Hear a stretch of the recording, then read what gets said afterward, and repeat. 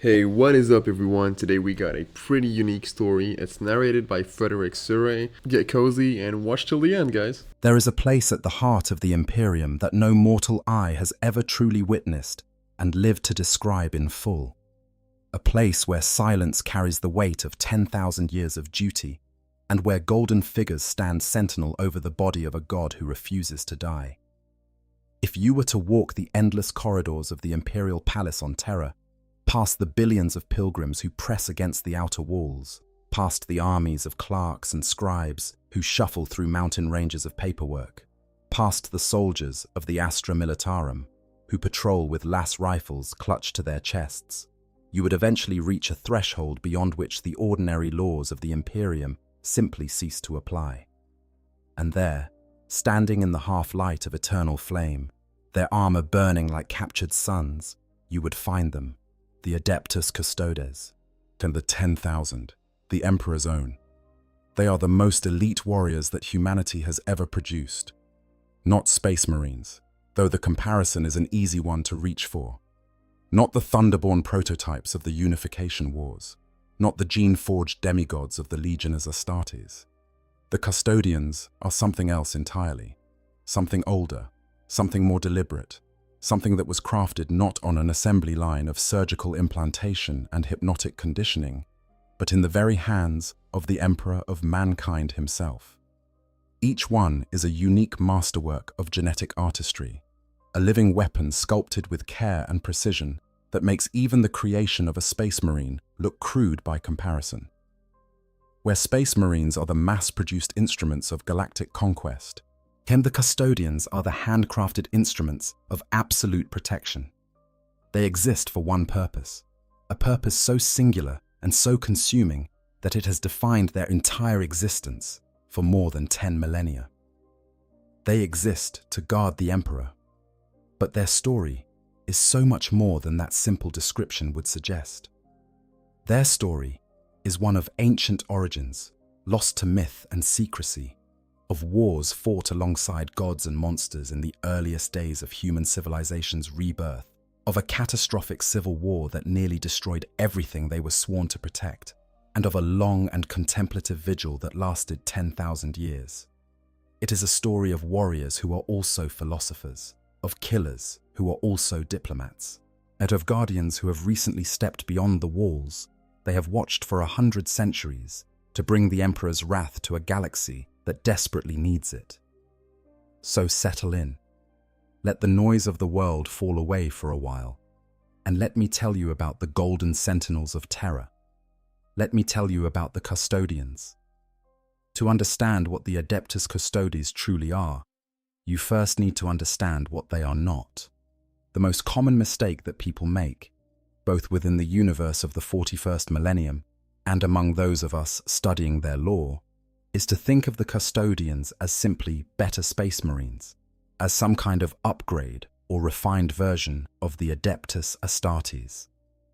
And while the comparison is not entirely without merit, treating it as the whole truth misses something fundamental about their nature. Space Marines are soldiers, as that word, soldier, carries with it a certain set of implications. A soldier is part of a unit. A soldier follows orders within a chain of command. A soldier is one of many, a cog in a great machine of war, and the strength of the Space Marines has always been their ability to function as that machine. A Space Marine chapter operates as a brotherhood, a military organization bound by shared gene seed, shared traditions, and shared purpose. A Space Marine without his brothers is diminished. Alone, he is formidable. Together, they are the hammer of the Emperor's wrath. The Custodians are not soldiers. They do not consider themselves soldiers. In fact, the law is quite explicit on this point. The Custodians view themselves as something altogether different, something that does not have a neat parallel in any military structure that has ever existed. They are individual lords of the Imperium, each one a sovereign power unto himself, each one answering to no authority save that of the Emperor and their own leadership. Where a Space Marine draws strength from his brotherhood, a Custodian is a fortress unto himself. A single warrior whose individual combat prowess and intellectual capability exceeds that of any space marine who has ever lived. But that is still not quite right, because it paints them as merely better fighters, and they are so much more than that. A custodian is not just a warrior. A custodian is a companion of the Emperor. They were made to exist in his presence, to walk beside him, to speak with him, and to debate philosophy and history and strategy with the most powerful mind in the galaxy. Their training does not merely encompass the arts of war, it encompasses the arts of diplomacy, of governance, of culture, and learning. A custodian can quote ancient poetry with the same ease that he can bisect an orc warlord with his guardian spear. He can navigate the treacherous political waters of the Terran court with the same precision that he can navigate a battlefield strewn with the dead. They were made to be the perfect instruments of the Emperor's will in every conceivable arena, from the killing fields of war to the silent chambers where the fate of worlds is decided over the exchange of carefully chosen words. This is what makes them elite in a way that no other faction in the entire 40K universe can truly claim. Their eliteness is not just a matter of superior physical attributes or better equipment, though they possess both of those things in abundance. Their eliteness is existential. It is woven into the very fabric of what they are, at a level so deep and so fundamental that it cannot be separated from their identity. They are the Emperor's own creation, fashioned by his hands, touched by his power, and entrusted with the single most important duty in the entire Imperium of man. And to understand how they came to be, we need to go back. Back before the Great Crusade, back before the Horus Heresy, back before the Primarchs and the Space Marine legions. Back to the very beginning, to the blood-soaked soil of ancient Terra, where a being of unimaginable power first began to shape the future of humanity. The origins of the Custodian Guard are shrouded in a level of secrecy that would make even the Inquisition envious. What we know comes to us in fragments, in half-truths and carefully guarded records, and the Custodians themselves are not inclined to share their history with outsiders.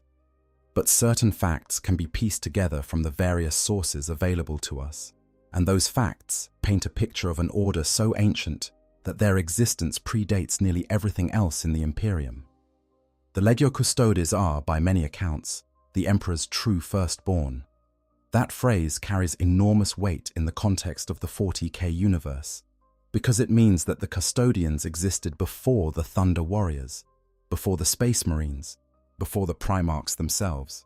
They are the oldest genetically engineered warriors in the Emperor's arsenal, predating even those crude and powerful prototypes that would conquer Terra during the Unification Wars. To appreciate what this means, we need to understand the timeline. When the Emperor first rose from the shadows of old Earth's long night of strife and barbarism, he did not do so alone. The world of Terra at that time was a hellscape of warring techno-barbarian states, each one ruled by tyrants and petty warlords who had carved out their own domains from the wreckage of civilization. The age of strife had shattered humanity's interstellar empire, and on the birthworld of mankind, things were arguably worse than anywhere else. Warlords wielded atomic weapons with abandon. Genetic horror shows prowled the wastelands. Psychers, newly awakened and driven mad by the raw power of the warp, brought destruction on an almost supernatural scale. As into this nightmare stepped the Emperor, and he was not alone. The earliest records of his emergence, fragmentary and suppressed as they are, describe him being flanked by figures clad in crimson and gold. Giants, the records call them. Warriors of superhuman stature who moved with a precision and purpose that the ragged soldiers of the techno-barbarian kingdoms could not hope to match. These were the first Custodians, and their presence at the Emperor's side even in those earliest days tells us something crucial about their nature. They were not an afterthought.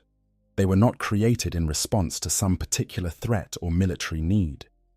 They were part of the Emperor's plan from the very beginning, woven into his vision for humanity's future at the most fundamental level. Whilst the Emperor created them using accumulated troves of genetic lore from the dark age of technology, knowledge so advanced and so arcane that even the Mechanicum on Mars would have given entire forge worlds to possess it. And unlike every other genetic creation that followed, each custodian was crafted individually. There was no template, no shared gene seed, no mass production process.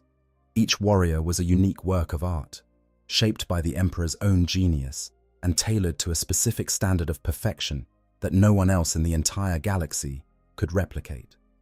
The process of creating a custodian begins in infancy. Potential candidates are taken at an extremely young age, no older than late infancy, because the fundamental changes that will be wrought upon their flesh, minds, and souls are so profound that they amount to something approaching apotheosis, a word that is not used lightly. The transformation is not the crude organ implantation that creates a space marine. There are no gene seed organs shoved into a developing body and left to integrate through a combination of surgical skill and biological luck. Instead, the custodian's very genetic structure is rewritten at a cellular level, altered and enhanced through processes that remain a closely guarded secret to this day. It is considered a great honor among the noble houses of Terra to submit a child for consideration.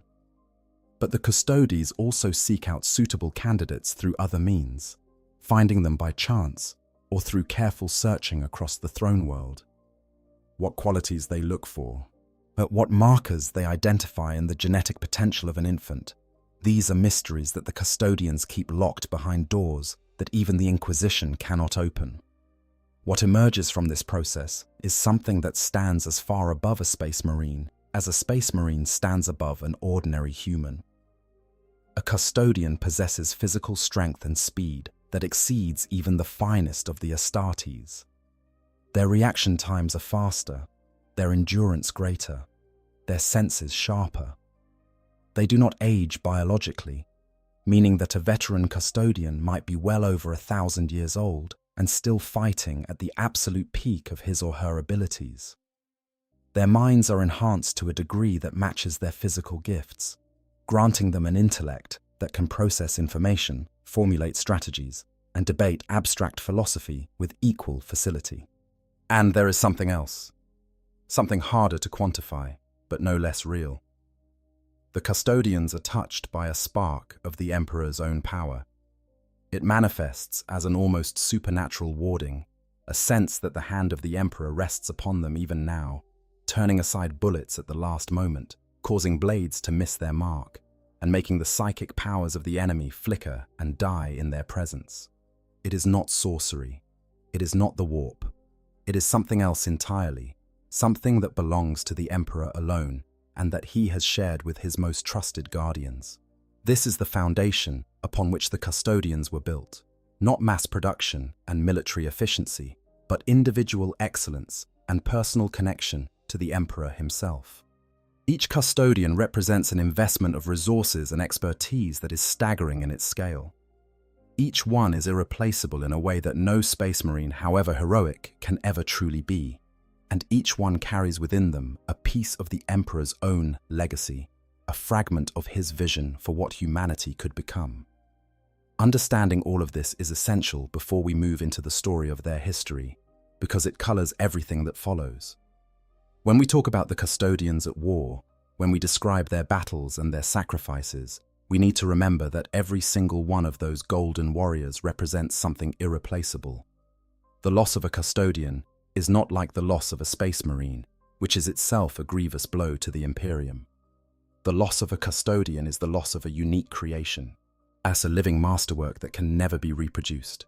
And yet, for 10,000 years and more, the Custodians have willingly placed themselves between the Emperor and every threat that has emerged from the darkness.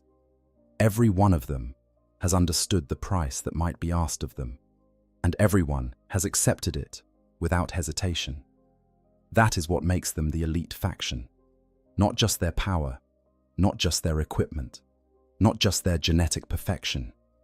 It is their absolute and unwavering devotion to a duty that they have carried since before recorded history. A duty that defines everything they are and everything they do. Now let us step onto the blood-soaked soil of ancient Terra and see where that duty began. The Unification Wars are, in many ways, the forgotten prologue to the great epic of the Imperium. Overshadowed by the drama of the Great Crusade and the tragedy of the Horus Heresy, this long and brutal campaign to unite the warring nations of Terra under a single banner is often glossed over in favor of more dramatic events. But for the Custodians, the Unification Wars were formative. They were the crucible in which the Legio Custodes was tempered, the proving ground where their methods and their purpose were refined into the razor-sharp instrument that would serve the Emperor for millennia to come. Terra during the Age of Strife was a world of nightmares. Thousands of years of technological regression and constant warfare had reduced the birth world of humanity to a patchwork of warring states, each one more terrible than the last. The Pan-Pacific Empire sprawled across what had once been the Pacific Rim, ruled by a despot named Doom, who wielded weapons of mass destruction with the casualness of a man swatting flies. The Nord-Afrique conclaves controlled vast swaths of the northern African continent, their military might buttressed by technologies salvaged from the ruins of older civilizations. The ethnarchy lurked in the hollowed-out mountains of the Caucasus wastes, its strongholds buried kilometers deep and shielded by near-impregnable power-field webs. And then there was Ursh, perhaps the most terrifying of all, a vast and cruel empire that stretched across what had once been Central Asia, ruled by a succession of tyrants who dabbled in forbidden technologies and darker things besides. These were not petty warlords squabbling over scraps. These were powerful, entrenched civilizations that had survived for centuries or longer, each one commanding armies, technologies, and in some cases, psychic abilities that made them formidable opponents by any standard. And it was against these forces that the Emperor first marched his nascent army, with the Custodians at his side. The earliest recorded engagement involving Custodians took place during the fall of a techno-barbarian fortress known as Nassau. The details are sparse, as befits records from a time so ancient that even the Imperium's archivists struggle to separate fact from myth. But the artwork and fragmentary accounts that survive show the Emperor flanked by 4 figures in gold and red war gear, towering over the ordinary soldiers around them.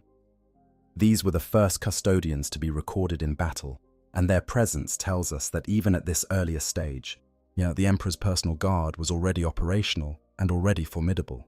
But the Custodians were not the only superhuman warriors fighting for the Emperor during this period. Alongside them marched the Thunder Warriors, and to understand the Custodians' role during the Unification Wars, we need to understand their relationship with these now extinct predecessors to the Space Marines. The Thunder Warriors were the Emperor's first attempt at creating a mass-produced army of genetically enhanced soldiers. Where the Custodians were individual masterworks, crafted one at a time with painstaking care, the Thunder Warriors were something closer to a production model, larger and in many cases physically more powerful than the Space Marines who would eventually replace them. The Thunder Warriors were savage, aggressive, and devastatingly effective on the battlefield. They were organized into 20 legions, each one commanded by a figure given the title of Primarch, though these Thunder Warrior Primarchs bore little resemblance to the godlike beings who would later carry that title. But the Thunder Warriors had a fatal flaw. Their genetic enhancements were unstable. Their bodies and minds deteriorated over time, leading to madness, metabolic failure, and eventual death. They were designed for a specific purpose, to conquer Terra, and they were never intended to last beyond that mission. The Emperor knew this. The Thunder Warriors, eventually, came to know it too. The relationship between the Custodians and the Thunder Warriors was complex and, in the end, tragic.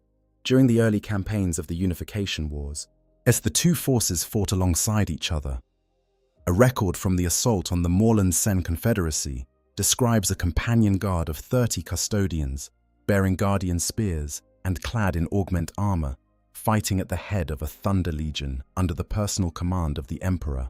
The Custodians provided the precision and tactical acumen, while the Thunder Warriors brought overwhelming force and savage aggression. Together, they were an unstoppable combination, and the techno-barbarian states fell before them one by one.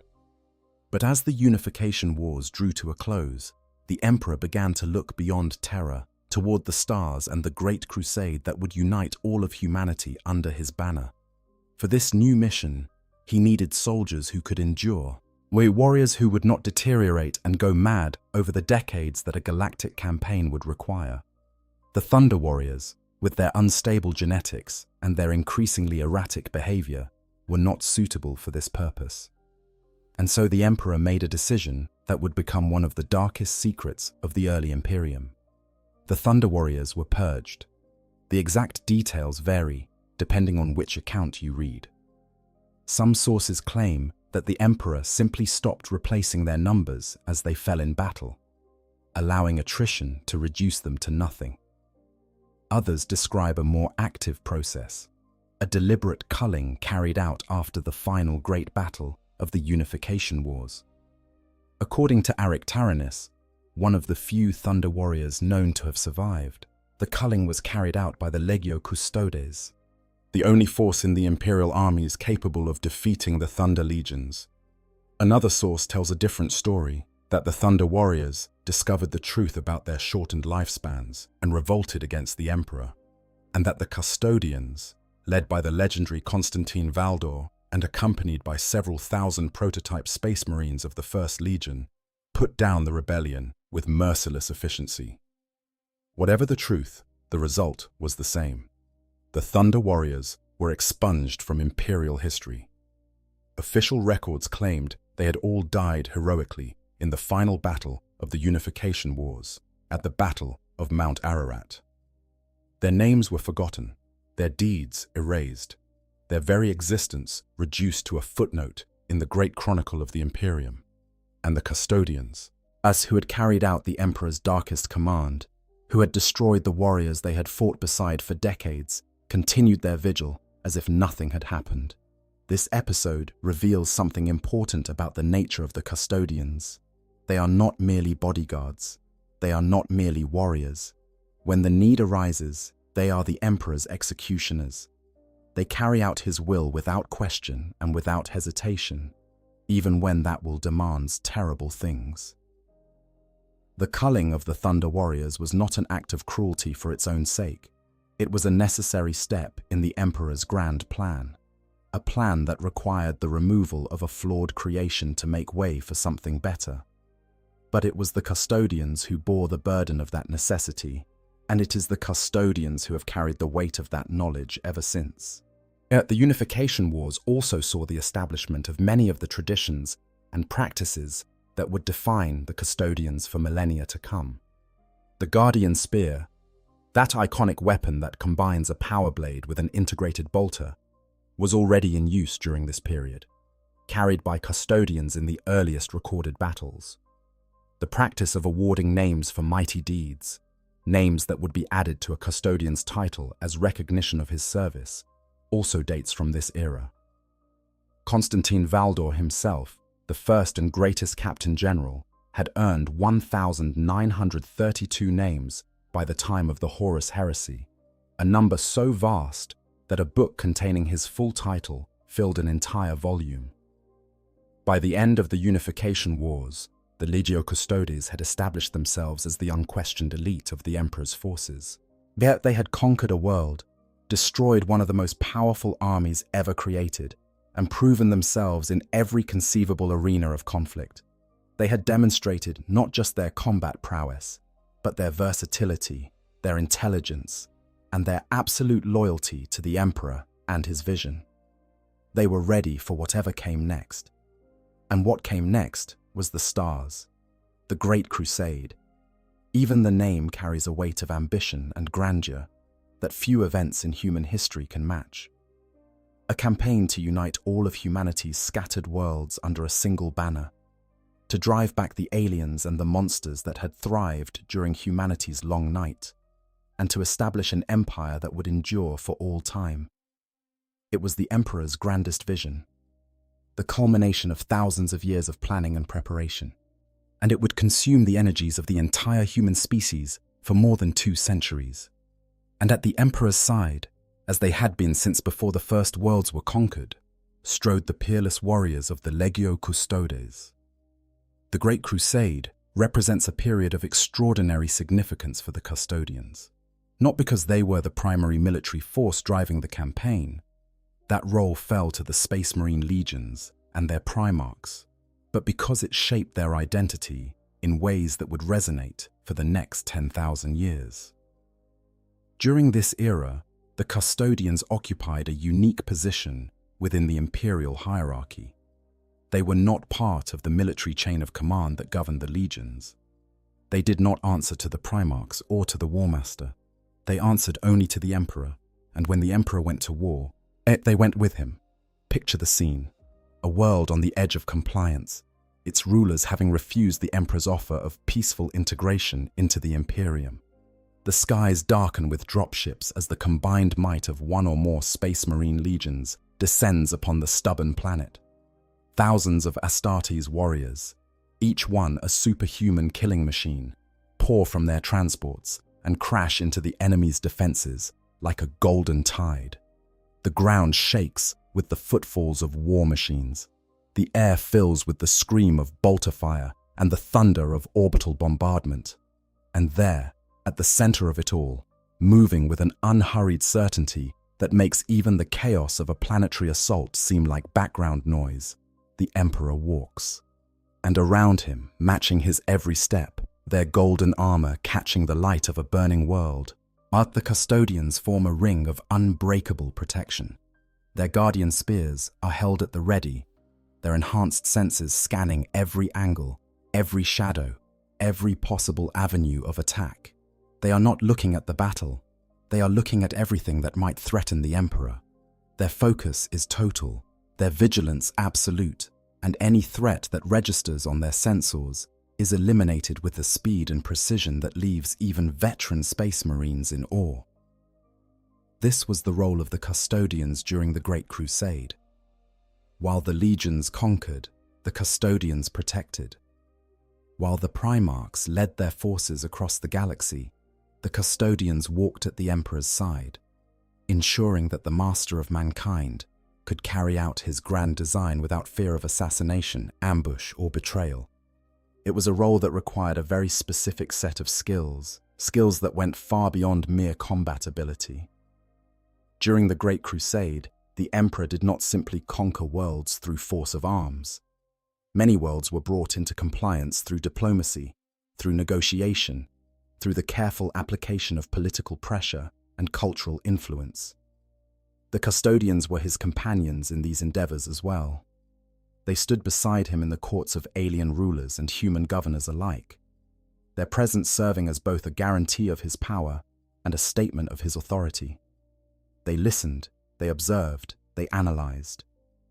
And when the time came for discussion and debate, they contributed with an intellectual sophistication that consistently surprised those who expected nothing more from them than martial prowess. But this is one of the most fascinating aspects of the Custodians' characterization during this period. They were not silent automatons standing guard while greater minds made decisions. They were active participants in the Emperor's council, contributing their own thoughts and perspectives on matters of strategy, governance, and philosophy. The Emperor had made them to be his companions, remember, not just his bodyguards. He had crafted their minds to be as formidable as their bodies, and he valued their counsel in a way that he did not always value the counsel of others, even his own Primarchs. Speaking of the Primarchs, the relationship between the Custodians and the Emperor's 20 gene-forged sons is a complex and often uneasy one. The Primarchs were demigods, beings of extraordinary power, whose charisma and martial prowess eclipsed anything that a mere Space Marine could aspire to. But the Custodians occupied a position that was, in many ways, parallel to that of the Primarchs. They served the Emperor directly. They had access to his person in a way that no Primarch, save perhaps Horus or Sanguinius, could match. and they possessed a loyalty so absolute that even the slightest hint of doubt about a Primarch's devotion would have been enough to put the entire Custodian Order on alert. Constantin Valdor, the Captain General, embodies this tension perfectly. Records describe him as a warrior whose combat prowess was such that there were those within the imperial court who whispered the word Primarch in connection with his name. He stood eye to eye with the Emperor's Genesons, and their match in strength of arms, if not in the raw, reality-bending power that the Primarchs wielded. He once fought the Primarch Alfarius to a stalemate in a duel, neither warrior knowing the true identity of the other, and while Alfarius later claimed he could have won the fight, the fact that Valdor was able to match a Primarch at all speaks volumes about his abilities. But Valdor's value to the Emperor extended far beyond his combat skills.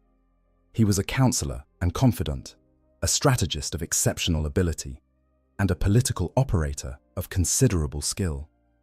He sat at the center of imperial power on Terra, occupying a position that was in some ways higher than that of any Primarch. After all, a Primarch commanded a legion, a military force. Valdor commanded the Emperor's personal guard, yet the force that was responsible for protecting the most important being in the galaxy. In the hierarchy of the Imperium, that responsibility carried a weight that few could comprehend. The Great Crusade also saw the Custodians deployed in a capacity that foreshadowed their later role as emissaries and agents of the Emperor's will. Individual Custodians or small groups would be dispatched to handle missions that required a level of finesse, authority, or sheer combat power that exceeded what could be expected of ordinary Imperial forces. These missions might involve anything from negotiating with the rulers of a newly discovered human world to executing a particularly dangerous target, whose elimination served the Emperor's interests. One of the most significant engagements involving the Custodians during the Great Crusade was the Battle of Gyros Thravian, fought against an extremely powerful Orc warlord named Garkul Blackfang. This creature was one of the most formidable Orc leaders ever encountered up to that point, and the Emperor himself took to the field to deal with the threat. The Custodians fought at his side during this battle, their guardian spears reaping a terrible toll among the greenskin horde, while the Emperor moved to confront Blackfang directly. The battle was a clear demonstration of the Custodians' role during this era. Wherever the Emperor went, they went, and wherever the most dangerous threats emerged, they were there to meet them head-on. But the Great Crusade was not destined to last forever. The seeds of its destruction had already been planted, hidden in the hearts of beings who should have been beyond corruption. The ruinous powers of the warp had been watching and waiting and planning, and when the time came for them to strike, they chose their target with devastating precision. The Warmaster Horus, greatest of the Primarchs, fell to chaos, and the galaxy would never be the same. The Horus heresy. Those two words carry more weight, more tragedy, and more significance than perhaps any other phrase in the entire lexicon of the 40K universe. A civil war on a galactic scale, pitting brother against brother, father against son, loyal against traitor, in a conflict that would consume worlds by the hundreds and lives by the billions. For the Imperium, it was the apocalypse. For the Custodians, it was the defining tragedy of their existence. But before we can discuss the Custodians' role in the wider heresy, we need to understand where they were when it began. And the answer to that question is both surprising and deeply revealing of the Emperor's priorities. When Horus declared his rebellion, when fully half of the Space Marine legions turned their backs on the Emperor and pledged themselves to the Dark Gods, the majority of the Custodian Guard was not available to respond. They were not on Terra, preparing for the defense of the Imperial Palace. They were not scattered across the galaxy, hunting down traitors and rallying loyal forces. They were somewhere else entirely, fighting a battle that most of the Imperium would never even know about. They were in the Webway. The Imperial Webway project was one of the Emperor's most ambitious and most secret undertakings.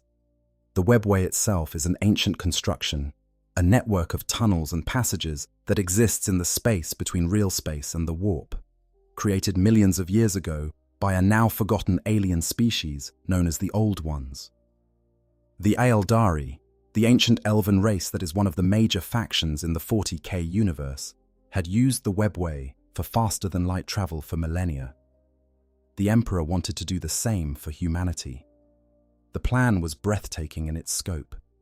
By creating a human extension into the webway, accessed through a portal deep beneath the Imperial Palace, the Emperor would have given humanity a means of faster-than-light travel that did not require exposure to the warp.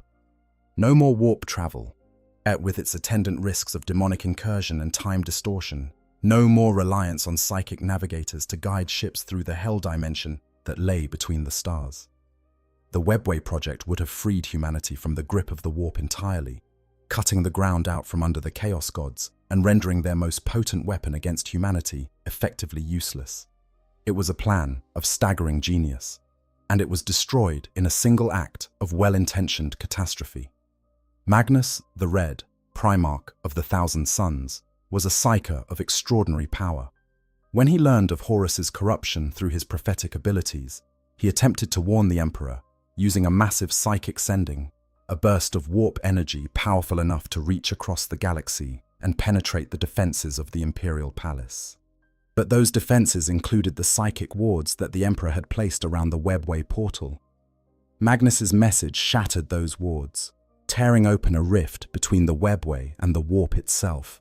Through that rift poured the demons, endless, howling, screaming legions of them, pouring through the breach like water through a broken dam, flooding into the Webway tunnels that the Emperor had so carefully constructed. In an instant, the greatest project of the Emperor's reign was compromised, and the very heart of the Imperium was threatened with a demonic invasion from below. The Emperor had no choice. He took his place upon the Golden Throne, the great psychic amplifier that powered the Webway portal, and used his vast psychic might to hold the breach closed, to prevent the demons from pouring through and overrunning Terra itself. But holding the breach required his constant, undivided attention. He could not leave the throne. He could not take to the field. He could not lead his armies against the traitors. Now, I want to take a quick moment here to just share something personal with you all. Out of every faction I have covered on this channel, the Custodians hit different for me. And I think the reason is that they are not just the strongest or the most elite on paper. What draws me in is the tragedy underneath all that golden armor. These are beings who are made to walk beside a god, to talk to him, to be his friends in a way that nobody else in the galaxy could be. And now they stand over his broken body on a throne that is slowly failing. And they have been doing that for 10,000 years. That level of loyalty, that refusal to abandon their posts even when everything around them is falling apart. This is what makes the Custodians more than just a cool faction to me.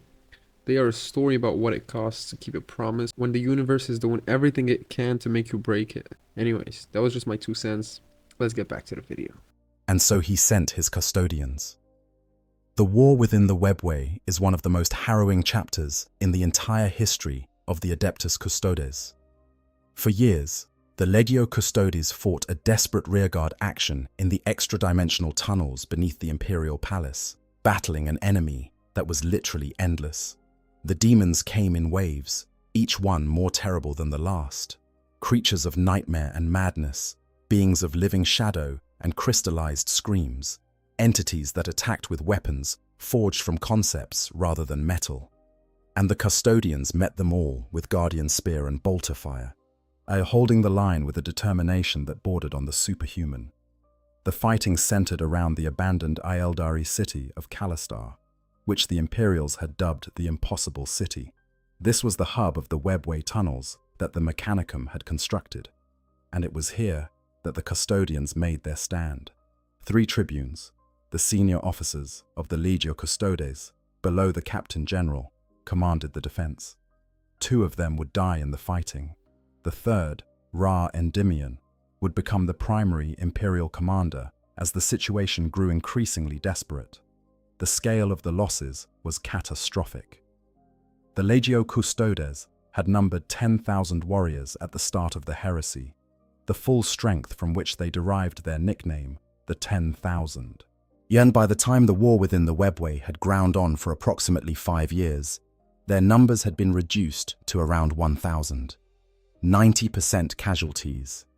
9 out of every 10 golden warriors who had walked into the webway tunnels would never walk out again. Try to wrap your mind around that number for a moment. Remember what we discussed earlier about the nature of custodians, how each one is a unique masterwork of genetic engineering, irreplaceable in a way that no other warrior in the Imperium can match. 9,000 of these irreplaceable warriors died in the darkness beneath the Imperial Palace, fighting an enemy that most of the Imperium would never even know existed. They died without glory, without recognition, without the songs of triumph that accompanied the great victories of the Great Crusade.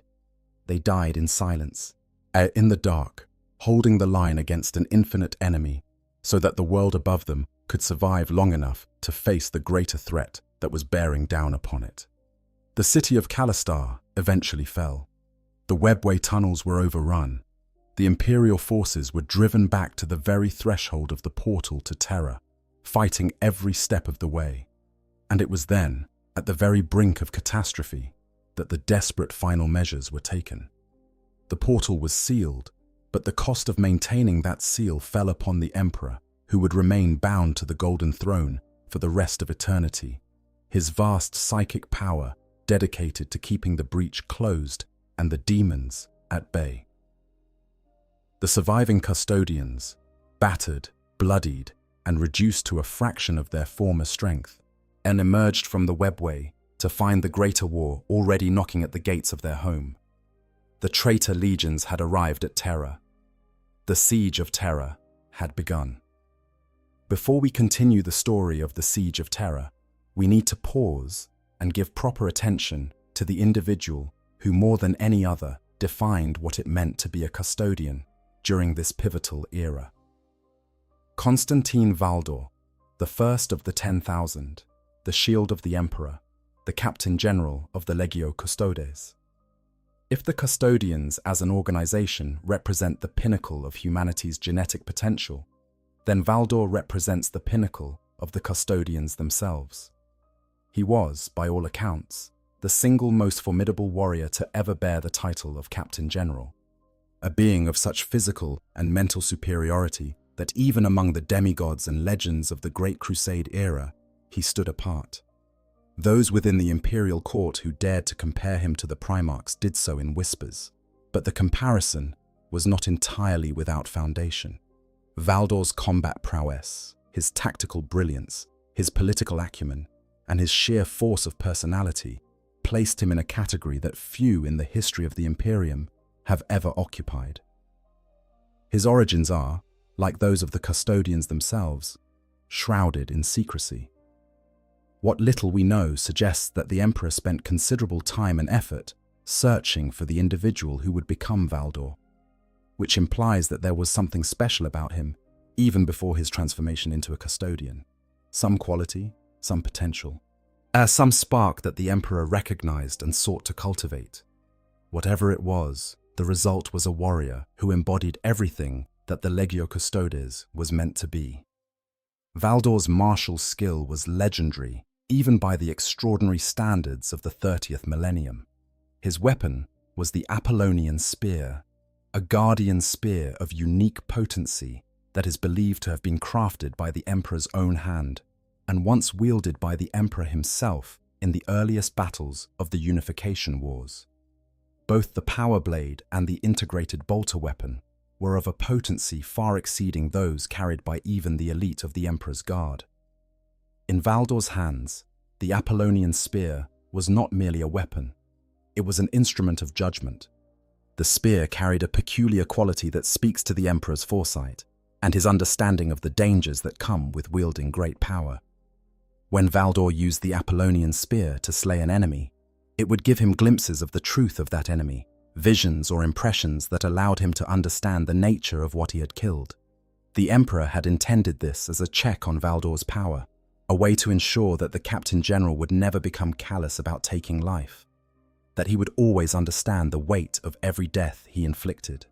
It was a profound gift and a heavy burden, and it became increasingly complicated as the enemies Valdor faced grew more terrible. When the spear began feeding him the truths of traitor space marines and demonic entities, the visions it provided were of a decidedly darker nature. While Valdor's relationship with the Emperor was unique within the Imperium, he was more than a servant or a soldier. He was a companion, a counselor, a confidant. The Emperor valued Valdor's perspective in a way that he did not always value the perspectives of others, and Valdor reciprocated with a loyalty so absolute that it defined his entire existence. There is a passage in the lore that describes Valdor's devotion. The Captain General would rather have taken his own life than risk that of the Emperor. There was no act he would not perform, no deed he would not consider to ensure the Emperor's continued survival. This loyalty was tested repeatedly during the tumultuous events of the heresy era. When Horus's betrayal became known, Valdor's first instinct was to respond with the characteristic directness of the Custodians. What he had previously expressed surprise that the Primarchs were still alive after their scattering by the Chaos Gods, and had warned Malcador the Sigillite that if they lived, they would be corrupted. Valdor's preferred solution had been to dispense with the Space Marine legions entirely, and instead raise armies of mortal humans led by Custodian officers. This was not arrogance or dismissiveness on Valdor's part. It was a coldly logical assessment of the risks posed by the Primarch's existence, and events would prove that his concerns were not unfounded. Prior to the heresy, Valdor was charged by the Emperor with a mission of enormous significance. He was tasked with accompanying the Primarch Leman Russ of the Space Wolves in bringing Magnus the Red to account for violating the Edicts of Nicaea, in the council at which the Emperor had forbidden the use of psychic powers by the Space Marine legions.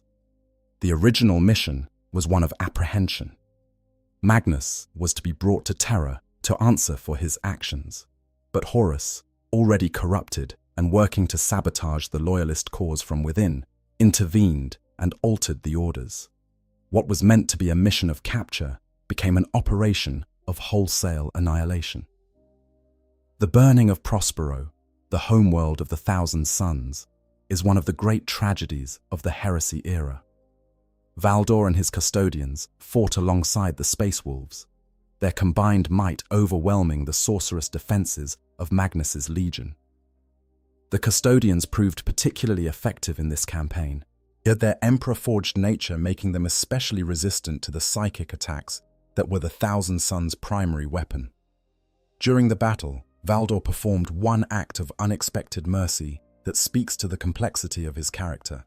When Bjorn, one of the Space Wolves who would later become the legendary Bjorn the Fell-Handed, was struck by a sorcerous attack that began to corrupt his arm, Valdor immediately severed the limb to prevent the corruption from spreading, saving the warrior's life.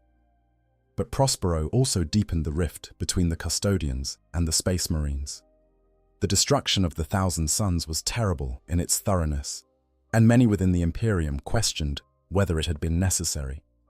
Valdor himself was noted to have disdained the Space Wolves' use of their rune priests, it pointing out that these psykers were functionally no different from the librarians that the Edicts of Nicaea had been meant to suppress. It was a characteristically blunt observation, and it did not endear him to Leman Russ. As the heresy spiraled out of control and the traitor legions began their march toward Terra, Valdor assumed a pivotal position on the Loyalist War Council. With the Emperor bound to the Golden Throne and the majority of the Custodians committed to the war within the Webway, Valdor found himself navigating the political and military crisis of the heresy alongside Malcador the Sigillite, Rogel Dawn of the Imperial Fists, and the other members of the Terran Defense Council. It was a role that demanded not just martial skill, but political savvy and strategic vision of the highest order. As Valdor rose to the challenge with characteristic excellence, he was instrumental in the formation of the first ever execution force, a team composed of one assassin from each of the Officio Assassinorum's major clades, brought together by Malcador with the aim of assassinating Horus before the war could escalate further. It was Valdor who proposed the revolutionary idea of having assassins from different clades work together as a team, rather than operating alone, as was the standard practice. The mission ultimately failed to kill the War Master, but it demonstrated Valdor's willingness to think beyond conventional approaches and to use every tool at his disposal in defense of the Emperor. When the Siege of Terra finally began, Valdor and the surviving Custodians threw themselves into the defense of the Imperial Palace with everything they had. The lore describes loyalist space marines who witnessed the Captain General in combat during the siege, and their accounts paint a picture of almost supernatural martial prowess. Valdor cut through traitor marines as easily as those same marines would have cut through ordinary humans. His speed, his precision, his sheer lethality were on a level that even the hardened veterans of the Loyalist legions found awe-inspiring. The Custodians proved particularly devastating against the Death Guard, one of the traitor legions that had made landfall on Terra and was attempting to turn the area around the palace into a hellish wasteland of disease and corruption. Was the Emperor-forged nature of the Custodians made them anathema to anything touched by chaos, and even with all the foul gifts that the plague god Nurgle had bestowed upon the 14th Legion, the Death Guard routinely lost dozens or even hundreds of Astartes to Custodian counterattacks.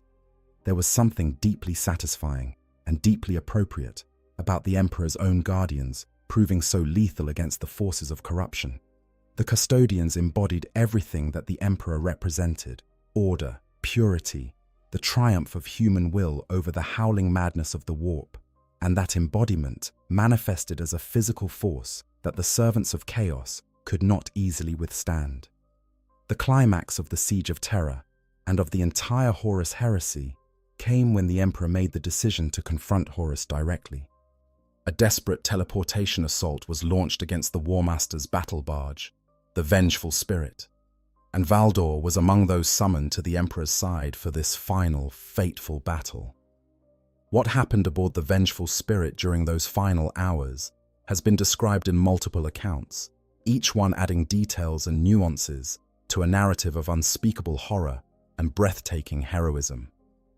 Valdor and his Custodians were teleported aboard the ship alongside the Emperor, but the corrupting influence of chaos had turned the Vengeful Spirit into something more than a mere vessel. It had become a pocket of warp reality, a nightmarish hellscape where the laws of physics were merely suggestions and demons lurked in every shadow.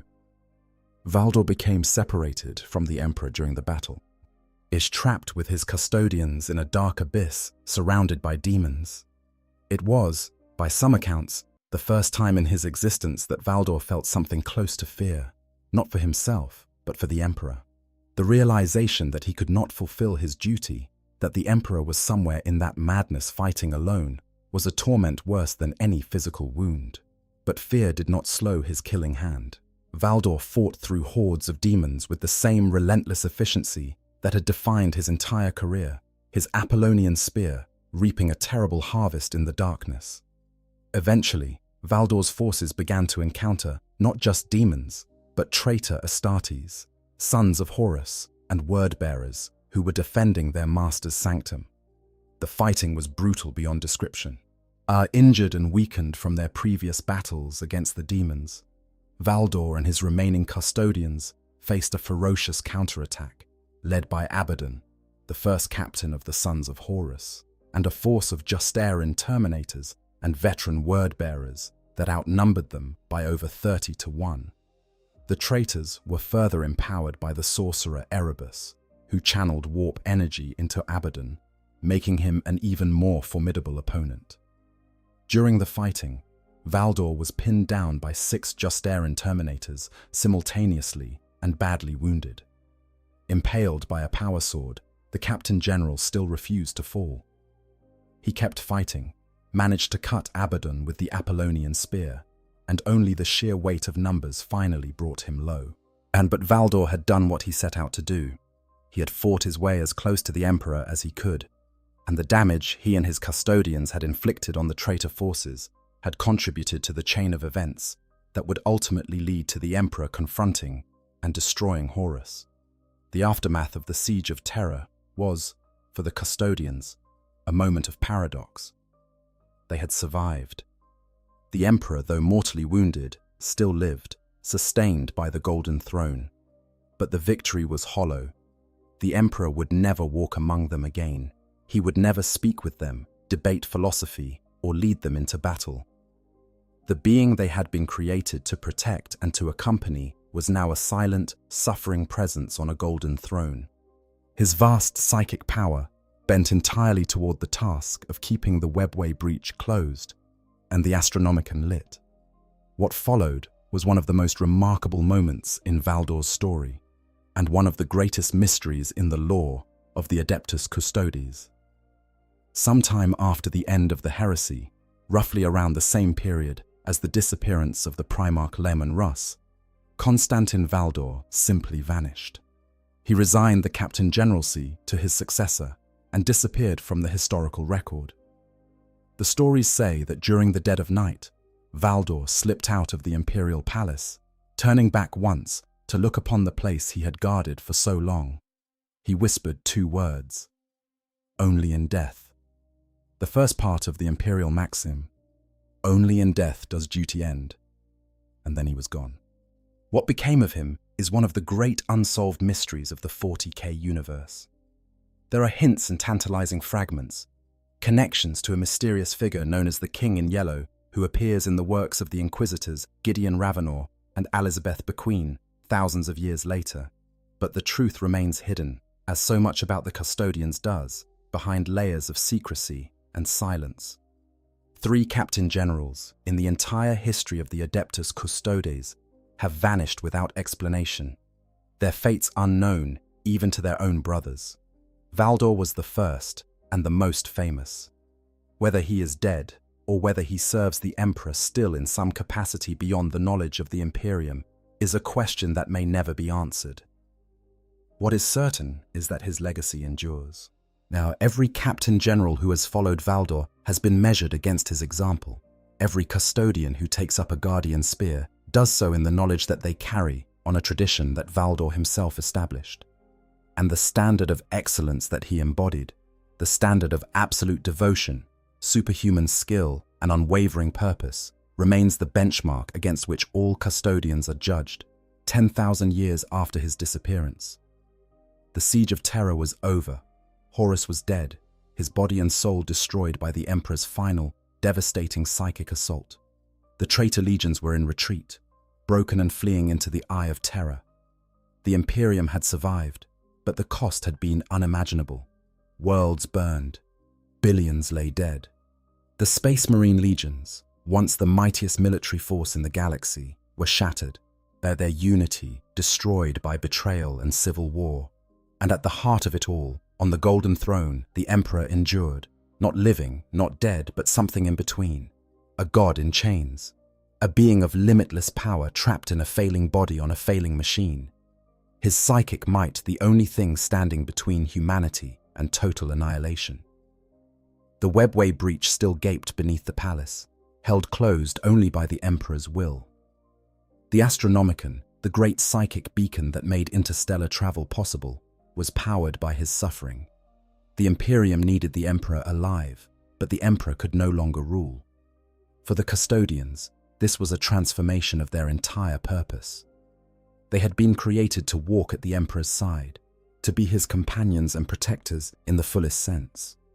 Now their charge was immobile, entombed on a golden machine, surrounded by the endless labor of tech priests and the constant chanting of psykers. The dynamic, active relationship they had enjoyed with the Emperor during the Great Crusade was gone, replaced by a vigil of silence and stillness that would stretch across millennia. Robert Guillemard, the Primarch of the Ultramarines, and the new Lord Commander of the Imperium, issued the Edict of Restraint shortly after the heresy. This decree forbade the Adeptus Custodes from involving themselves in imperial affairs outside the palace. The reasoning was practical. With the Emperor incapacitated and the Imperium teetering on the brink of collapse, Guilliman needed to establish a new order quickly, and having the Custodians, who answered to no authority but the Emperor, operating freely across the galaxy would have complicated an already impossibly difficult situation. The Custodians obeyed. They withdrew behind the walls of the Imperial Palace and commenced what would become the longest vigil in human history. For 10,000 years, the Adeptus Custodes remained on Terra, their existence almost entirely confined to the labyrinthine corridors and vast halls of the Emperor's palace. They rarely ventured beyond its walls, and even more rarely left Terra itself. To the wider Imperium, they became figures of myth, golden ghosts whispered about but never seen, their very existence half forgotten by the teeming trillions of humanity. But to describe the long vigil as mere passivity would be a profound misunderstanding of what the Custodians were doing during those 10 millennia. They were not idle. They were not simply standing around in golden armor, waiting for something to happen. The long vigil was an active, dynamic period of intense activity, all of it focused on the single purpose that defined their existence: the protection of the Emperor. The first and most visible aspect of this activity was the physical security of the Imperial Palace itself. The palace is not merely a building. It is a continent-spanning complex of fortresses, cathedrals, administrative centers, and military installations that covers a significant portion of the surface of Terra. Its corridors stretch for thousands of miles. Its dungeons reach kilometers into the bedrock. Its secrets are so numerous and so dangerous that entire wings of the palace have been sealed off and forgotten, their contents too hazardous to risk accessing.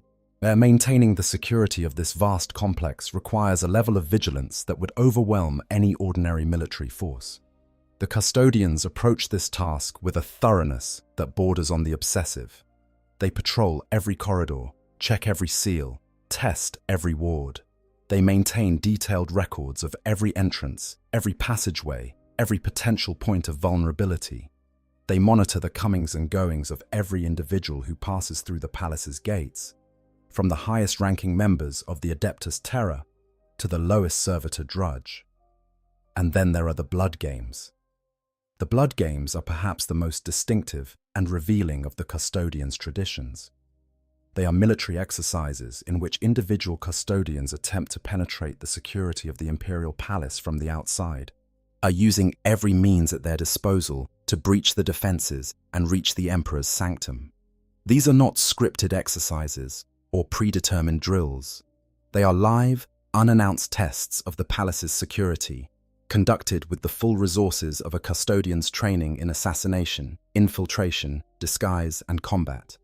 A Custodian on a blood game might spend years, sometimes decades, in preparation.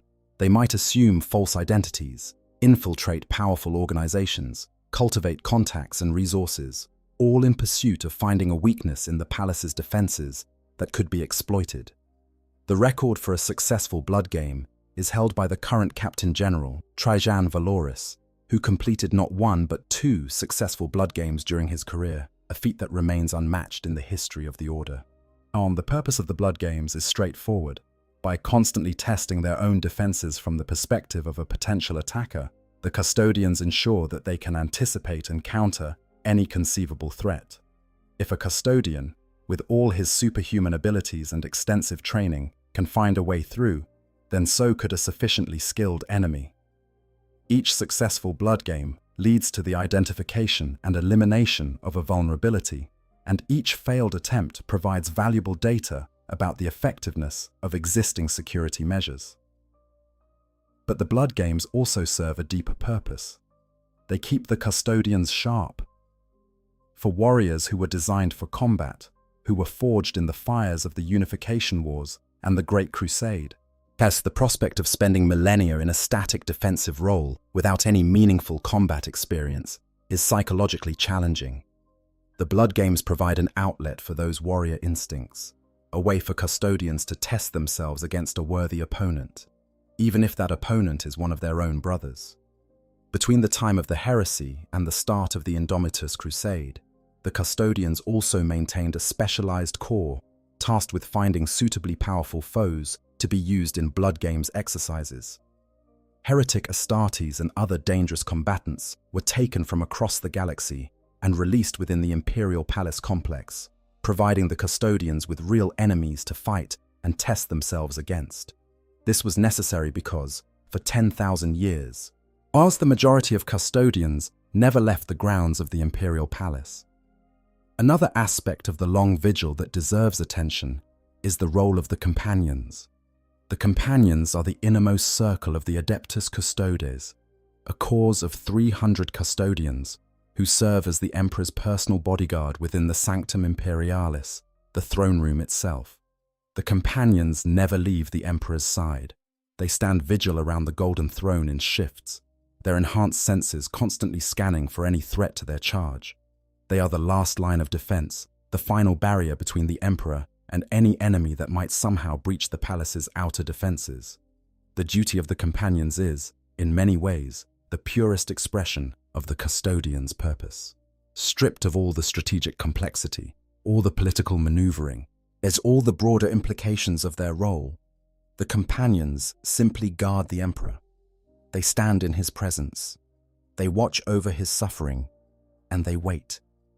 They have been waiting for 10,000 years, and they will continue to wait until the emperor rises, or until the Imperium falls, or until the last companion draws his last breath in defense of his charge. There is something profoundly moving about the image of these golden warriors standing eternal vigil over a god who can no longer speak to them. The emperor made them to be his companions, remember. He crafted their minds as well as their bodies, designed them to be worthy of his conversation, his counsel, his friendship. And now they stand in silence beside a being who may or may not even be aware of their presence, performing a duty that has no foreseeable end, are driven by a loyalty so deep that 10 millennia of silence have not diminished it by a single degree. During the long vigil, the custodians also maintained their numbers, gradually rebuilding from the devastating losses of the Webway War. The process of creating new custodians continued, though it remained as slow and painstaking as it had always been. By the 41st millennium, the Adeptus Custodes had restored themselves to something approaching their full strength of 10,000, a remarkable achievement given the irreplaceable nature of each warrior. The custodians also managed to preserve their technology, a feat that is far more impressive than it might initially sound. In the Imperium of the 41st millennium, technology is a dying art.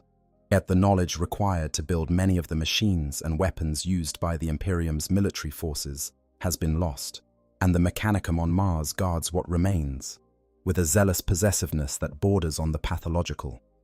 Many of the Imperium's most advanced weapons and vehicles can no longer be manufactured, only maintained and repaired by priests who follow rote procedures without understanding the principles behind them. The custodians were an exception to this trend. Their technology, already the most advanced in the Imperium during the Great Crusade, was meticulously maintained and preserved over the millennia. Their golden armor, forged from the rare and extraordinary substance known as auramite, remained as formidable as ever. Their guardian spears, their vehicles, their dreadnoughts, all were kept in perfect working order by generations of tech marines and artificers who served the custodians with the same devotion that the custodians served the emperor. There were, however, moments during the long vigil when the custodians were forced to break their isolation and intervene in the affairs of the wider Imperium. The most notable of these occurred during the Age of Apostasy in the 36th millennium, when the High Lord Goji Vandaya seized control of the Imperium and plunged it into a period of tyranny and madness that rivaled the worst excesses of the heresy era. During the siege of the ecclesiastical palace on Terra, the custodians attempted to reach Vandaya and put an end to his reign. They were halted, however, by an unexpected obstacle: the brides of the emperor, as an order of warrior women who had been manipulated by Vandaya into serving as his personal bodyguards. The custodians were unwilling to simply cut through the brides, recognizing that these women were not traitors, but victims of Vandaya's manipulation. Instead, they engaged in a long and careful negotiation, eventually convincing the leader of the brides, Alicia Dominica, to accompany them into the presence of the emperor. What happened when Dominica stood before the Golden Throne is one of the great mysteries of imperial history. No one knows what she saw or heard or experienced in those moments. But when she emerged, the brides of the Emperor became the Adepta Sororitas, the Sisters of Battle, and Goga Vandira's days were numbered. The Custodians had ended a tyrant's reign not through violence, but through the most powerful weapon in their arsenal, access to the Emperor himself. There is also the curious incident during the War of the Beast in the 32nd Millennium, when a massive orc invasion threatened to overwhelm the Imperium entirely. During this crisis, a shield host of Custodians numbering in the hundreds intercepted a strike group of Harlequins, the enigmatic warrior players of the Eldari, who were attempting to infiltrate the Imperial precincts. The Custodians' intervention during this period demonstrated that even during the Long Vigil, they remained a formidable military force capable of decisive action when the security of Terra was threatened. But for the most part, the Long Vigil was a time of quiet, of contemplation, of preparation. The Custodians honed their skills, maintained their readiness, and waited. Yet they waited for the Emperor to speak. They waited for the galaxy to change. They waited for the moment when they would be called to step beyond the walls of the palace and take up their weapons once more. That moment came in the closing years of the 41st Millennium, and it came with all the subtlety of a planetary bombardment. There is an old saying, one that predates even the Imperium of man, that holds that necessity is the mother of invention. For the Custodians, necessity was the mother of something even more profound. It was the mother of transformation. After 10,000 years of a vigil defined by its inward focus and its strict adherence to the Edict of Restraint, the Adeptus Custodes were forced to confront a reality that changed everything about their role in the Imperium. The galaxy was dying. The 13th Black Crusade, led by Abaddon the Despoiler, the same Abaddon who had fought Constantine Valdor aboard the Vengeful Spirit 10,000 years earlier, achieved something that no previous Chaos invasion had accomplished.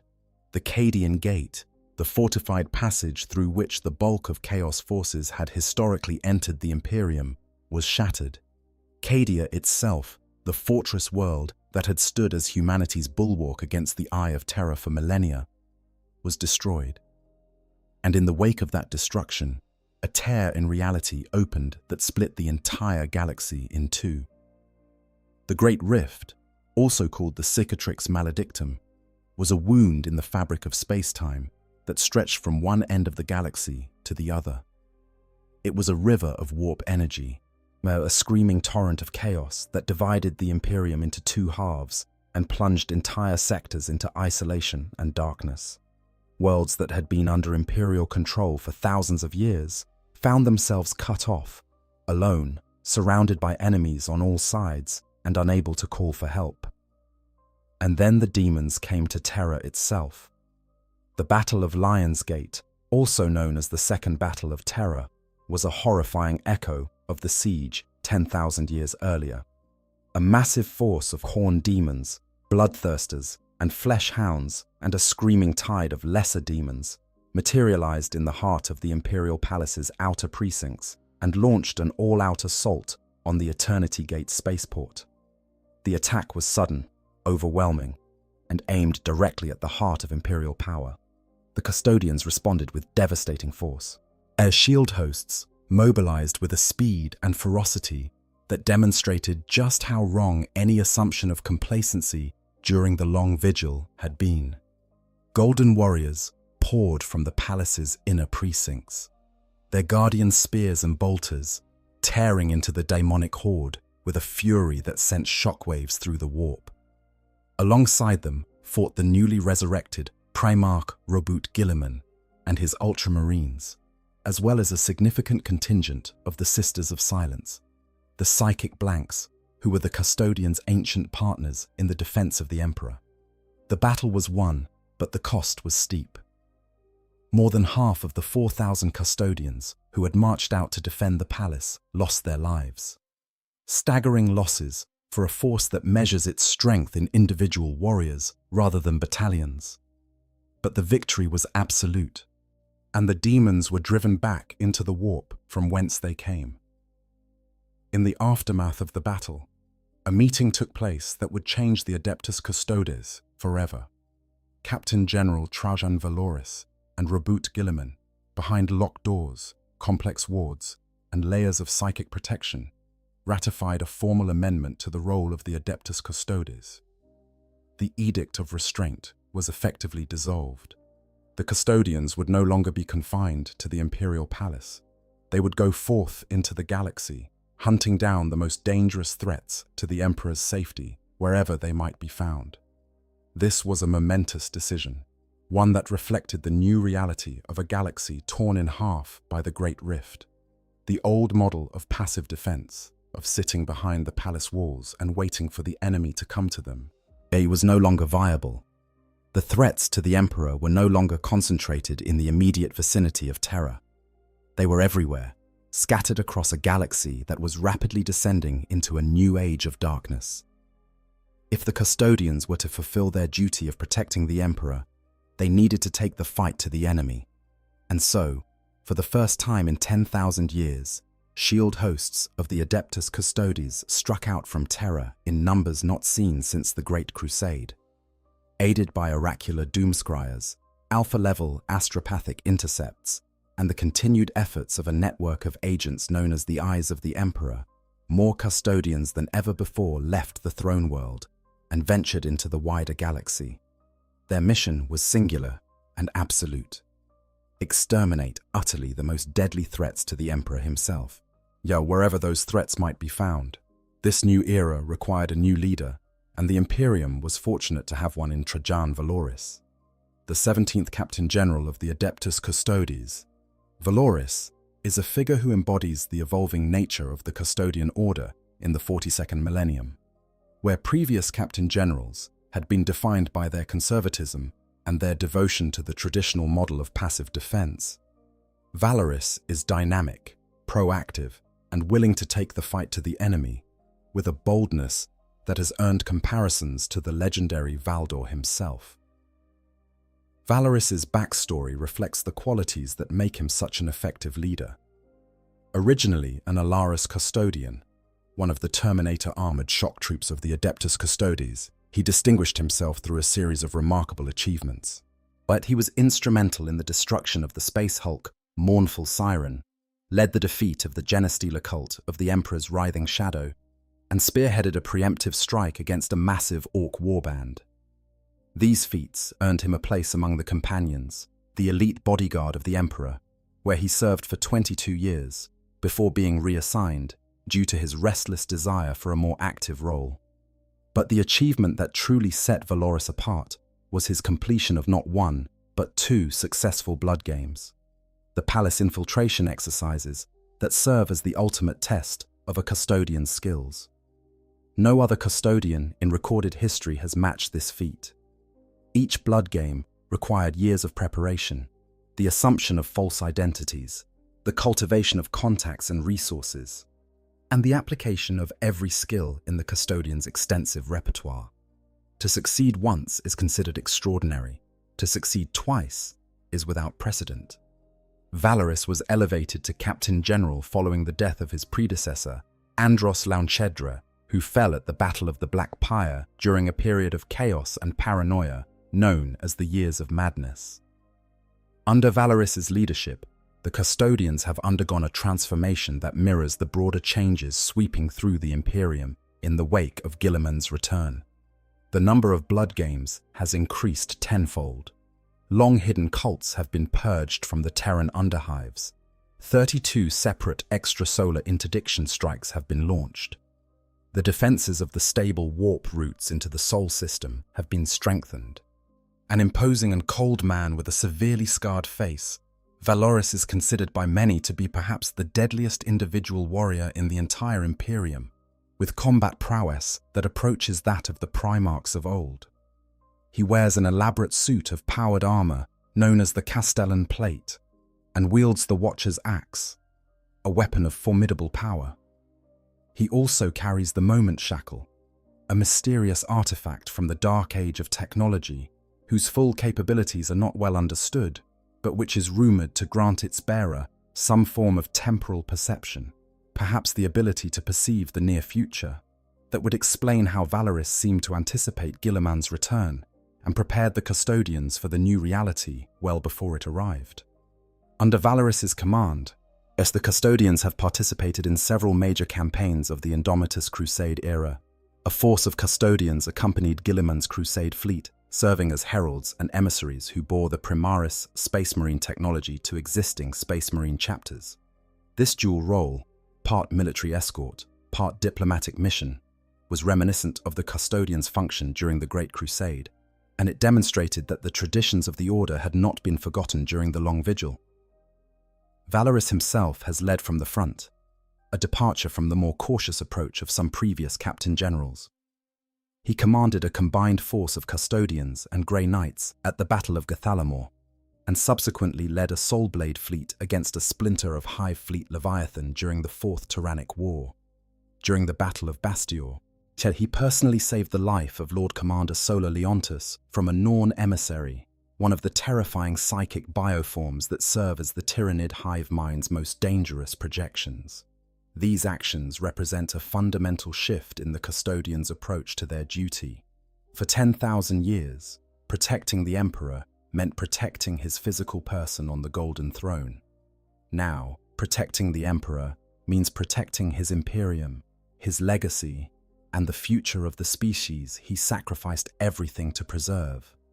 It is a broader interpretation of their mandate, but it is one that the Custodians have embraced with a fervor that suggests they were waiting for it all along. And perhaps they were. Perhaps, during all those centuries of silent vigil, the Custodians knew that the galaxy would eventually force their hand. Yet perhaps they used the long vigil not just to maintain their readiness, but to prepare for a day when their role would expand beyond anything their predecessors could have imagined. Whatever the case, the Custodians of the era Indomitus are a force reborn, golden warriors striding out of legend and into the nightmarish reality of a galaxy at war. Now that we have walked through the grand arc of the Custodians' history, from their shadowed origins on ancient Terra through the glory of the Great Crusade, the horror of the heresy, the silence of the Long Vigil, and the rebirth of the Indomitus era, let us turn our attention to something more tangible. Let us talk about what makes a Custodian such a fearsome presence on the battlefield. Let us talk about their weapons, their armor, and the art of war as practiced by the most elite fighting force in the galaxy. Begin with the armor, because it is the most immediately striking feature of any Custodian, and the element that most clearly distinguishes them from every other warrior in the Imperium. Custodian armor is not merely protective equipment. It is a work of art, a masterpiece of engineering, and a statement of identity, all wrapped into a single, gleaming package of golden death. The foundation of Custodian armor is auramite, a substance of extraordinary resilience and unknown provenance. Auramite bears some similarities to ceramite, the material used in the construction of Space Marine power armor, but it surpasses ceramite in virtually every measurable way. Its natural coloration is a lustrous gold, which is where the Custodians derive their iconic appearance. But auramite is more than just a different color of the same basic material. It possesses properties that make it uniquely suited to the Custodian's role. Most significantly, auramite is almost inert at a quantum level. This sounds like a piece of obscure technical trivia until you understand its practical implications. In the 40,000 universe, psychic energy, the power of the warp, interacts with matter in ways that are influenced by the material's quantum properties. Ceramite, the standard material used in Space Marine armor, offers some resistance to psychic effects, but it also acts as an inhibitor to the manipulation of etheric energy. Auramite does not share this limitation. It interferes far less with psychic activity, making it the ideal material for warriors who operate in the Emperor's psychic presence and who may need to withstand or channel psychic energy in combat. During the Siege of Terra, the Emperor himself wore auramite battleplate while fighting his immaterial battle with the powers of chaos from within the warp. The lore notes that while bare skin would have been the ideal medium for unleashing psychic power, the immense energies the Emperor channeled would have burned his flesh to the bone without the protection of auramite armor. This detail underscores the unique nature of the substance and its crucial role in supporting the Emperor's work. Each suit of custodian armor is crafted individually, tailored to the exact specifications of the warrior who will wear it. There is no assembly line, no standardized template. Every suit is a unique work of exceptional craftsmanship, featuring individual flourishes and decorations that reflect the personal history and achievements of its wearer. The process of creating a suit of custodian armor is painstaking and extraordinarily expensive, consuming resources and expertise that would make even the wealthiest of imperial institutions blanch. But then, nothing is too good for the Emperor's personal guard. The armor's capabilities go far beyond mere physical protection, though it excels at that as well. A suit of custodian armor can shrug off bolter rounds, resist the searing heat of plasma weapons, and even survive glancing blows from the monstrous creatures of the warp. It incorporates sophisticated sensor arrays that enhance the wearer's already superhuman senses to an almost preternatural degree, providing battlefield awareness that no other force in the Imperium can match.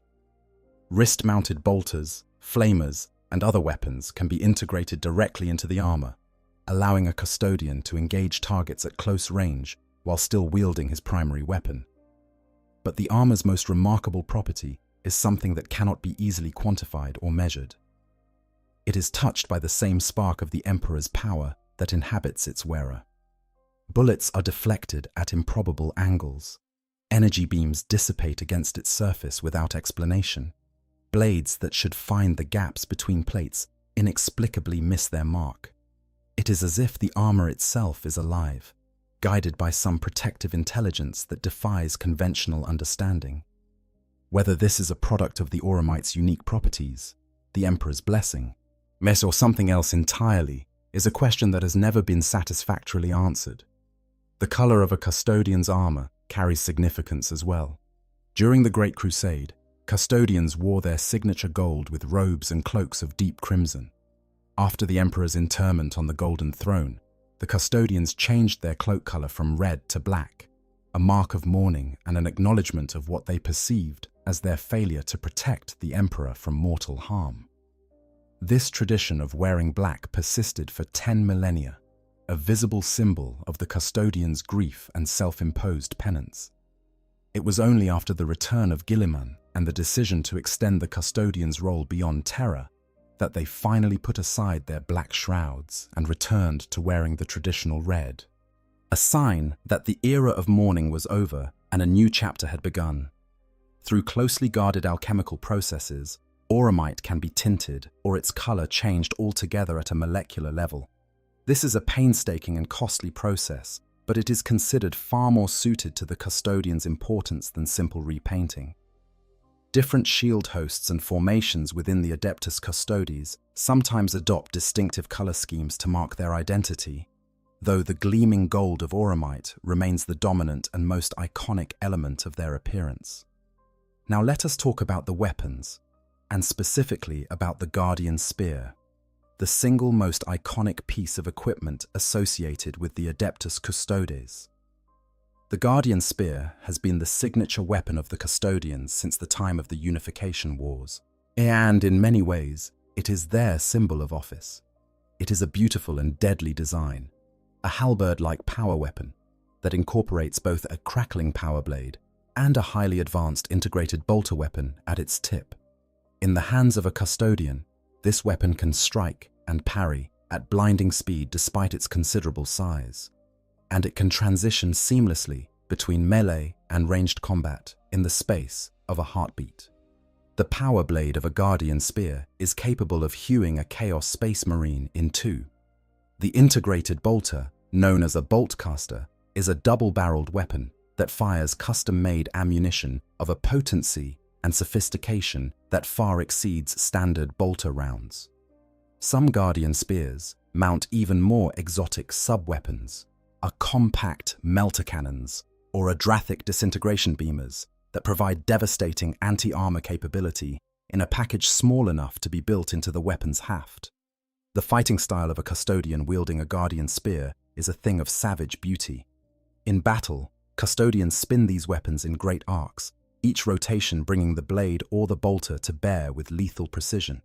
The weapon's dual nature means that a custodian is equally dangerous at any range, able to lay down a hail of bolter fire one moment and decapitate an opponent with the power blade the next. This versatility complements the custodian's role perfectly, allowing them to respond to any threat with appropriate force without the need to switch weapons or pause in their engagement. The guardian spear is not the only weapon in the custodian's arsenal, of course. Sentinel blades are shorter, more compact weapons, favored by custodians, who pair them with presidium shields, the ornate defensive barriers that were the precursors to the later storm shields used by space marines. These shields are forged from layers of near-indestructible ceramite and resilient alloys, reinforced with built-in field generators that project a defensive energy barrier capable of stopping even the most devastating attacks.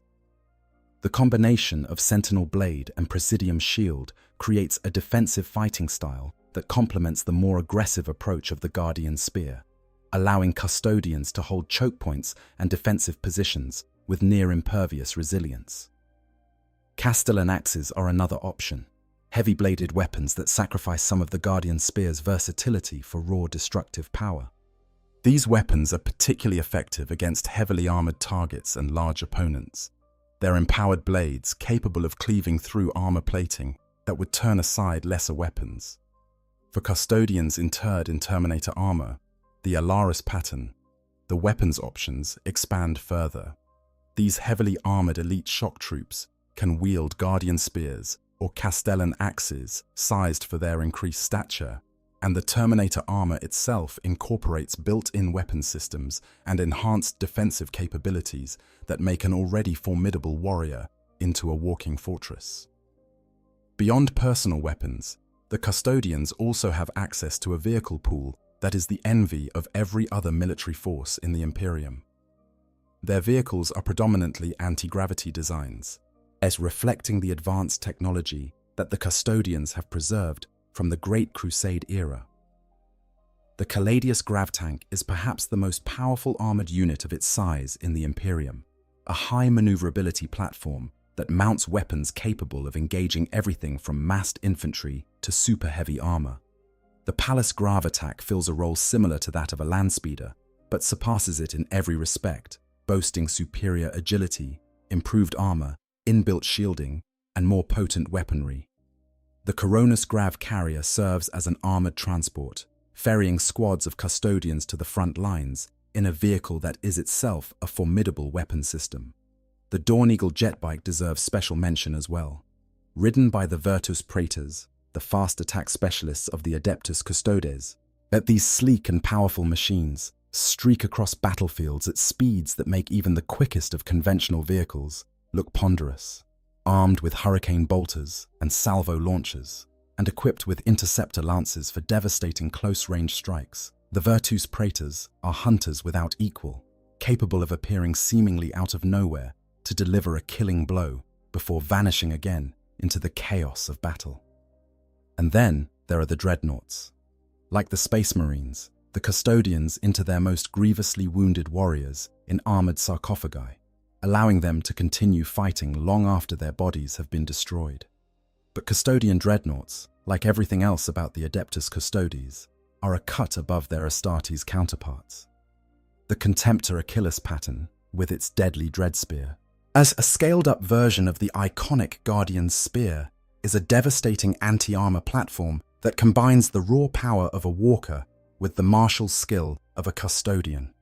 The Contemptor Galatus, armed with a warblade and Presidium shield, fills a more defensive role, its flamer-equipped sword and enhanced durability making it ideal for crowd control and holding key positions. The technology that underpins all of this equipment is drawn from sources that predate even the Imperium itself. Many of the weapons and systems used by the Custodians incorporate technologies recovered from the Dark Age of technology.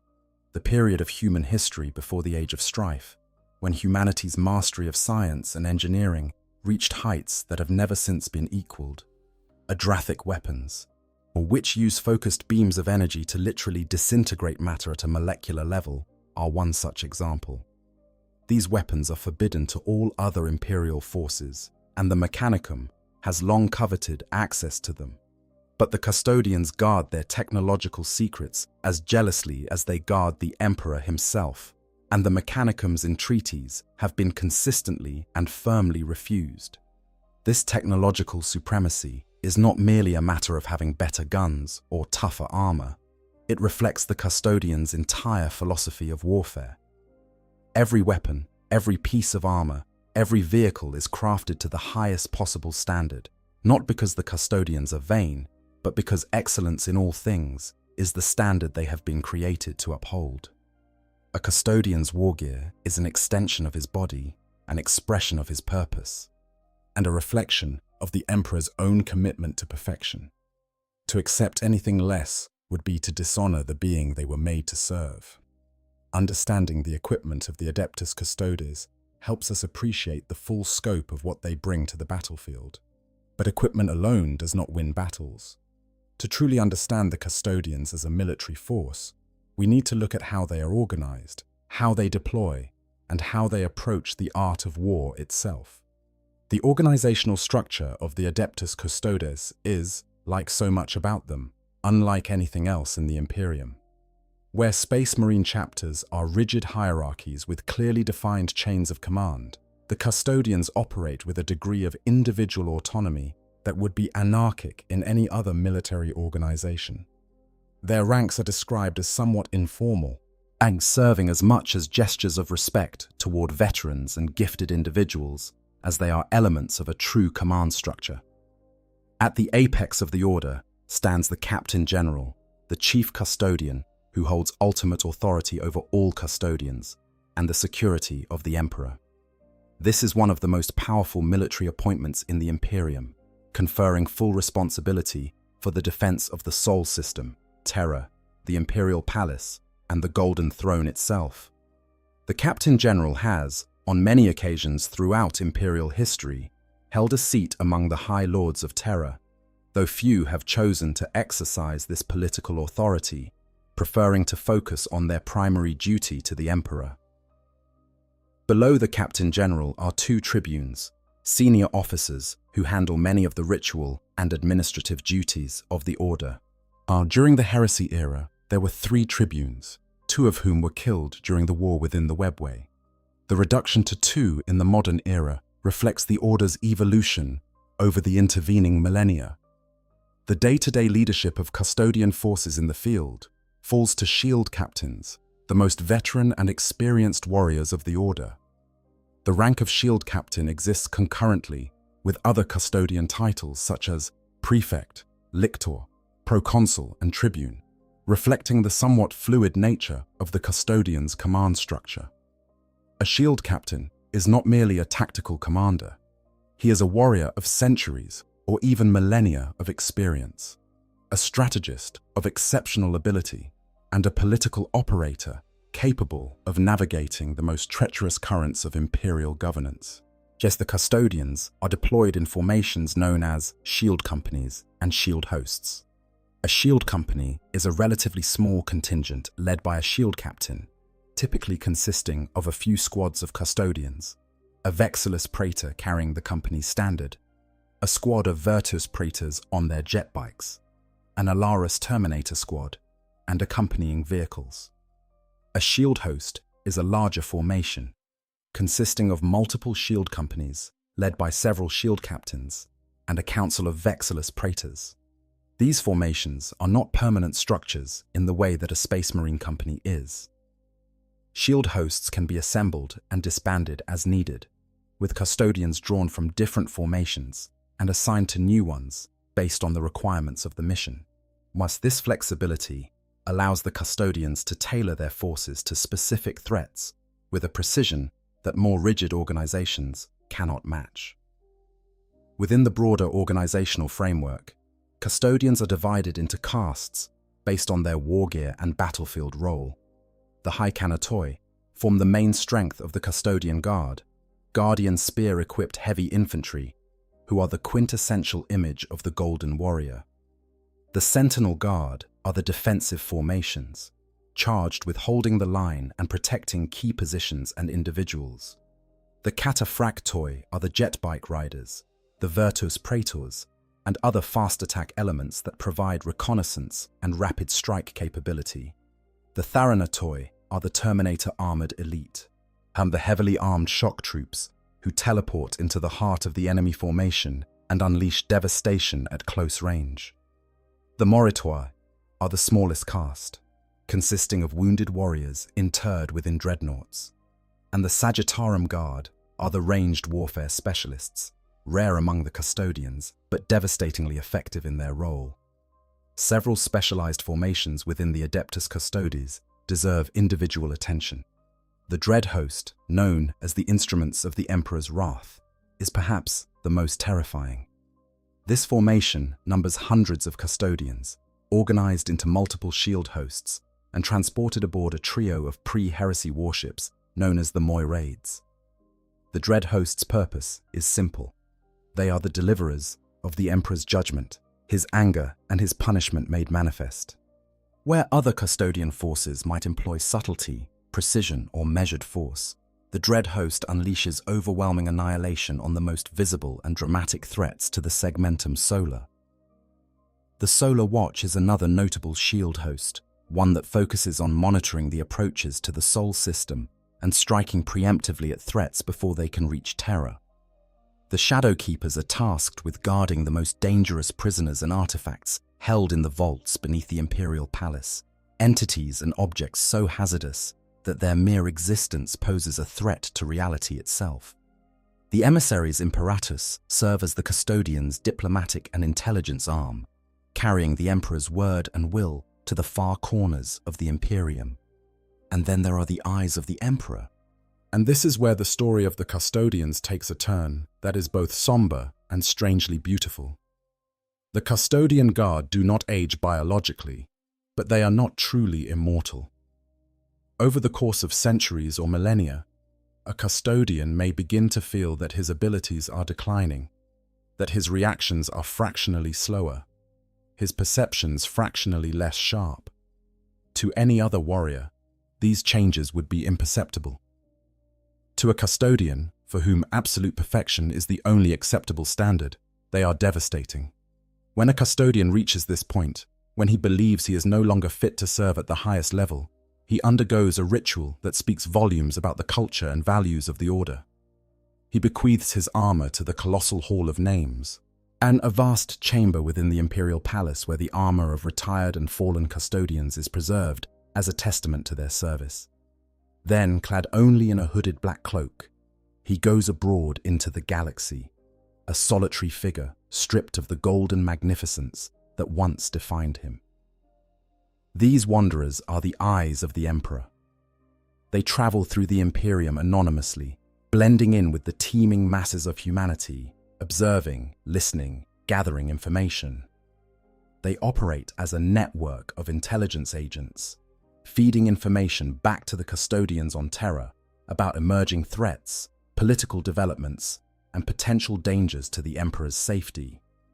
It is a final service, a last act of devotion performed by warriors who have already given everything they have and are willing to give what little remains.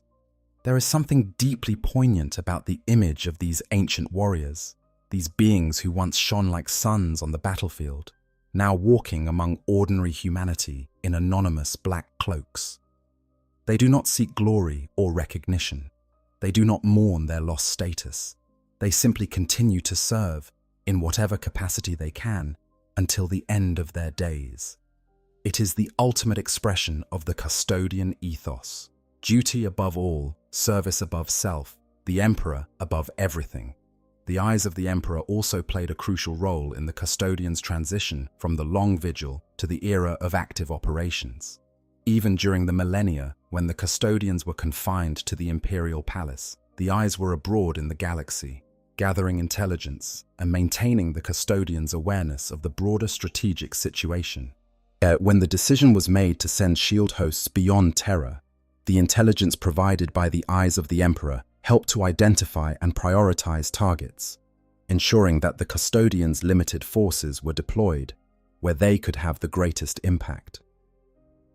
To fully understand the Adeptus Custodes as a military and political force, we need to discuss their relationship with another group of warriors who are deeply intertwined with their history and their mission. I am speaking, of course, of the Sisters of Silence, the psychic blanks who form the other half of the formation, known as the Talons of the Emperor. The Sisters of Silence, also known as the Anathema Psychana or the Silent Sisterhood, are one of the most unique and fascinating organizations in the entire Imperium. But they are an all-female militant order composed entirely of blanks, individuals who possess the pariah gene, a rare genetic mutation that renders them psychic nulls. Blanks are the polar opposite of psychers. Where a psyker channels the energy of the warp, a blank suppresses it. Where a psyker's presence in the warp is a beacon of light, a blank's presence is a void of absolute nothingness. To be near a blank is, for most people, a deeply unsettling experience. Even ordinary humans feel a sense of wrongness, a primal revulsion that has nothing to do with the blank's appearance or behavior and everything to do with the fundamental nature of their existence. For psychers, the effect is far more dramatic. A blank's mere presence disrupts psychic activity, weakening or outright negating psychic powers. Demons, beings of pure warp energy, find the presence of blanks agonizing, like a fire confronted with a deluge of ice water. In sufficient numbers, blanks can create a zone of psychic silence so absolute that even the most powerful sorcerer is rendered impotent. The Emperor recognized the strategic value of blanks from the earliest days of his reign and organized them into the Sisters of Silence, a militant order that would work alongside his Custodians as the second prong of his personal defense force.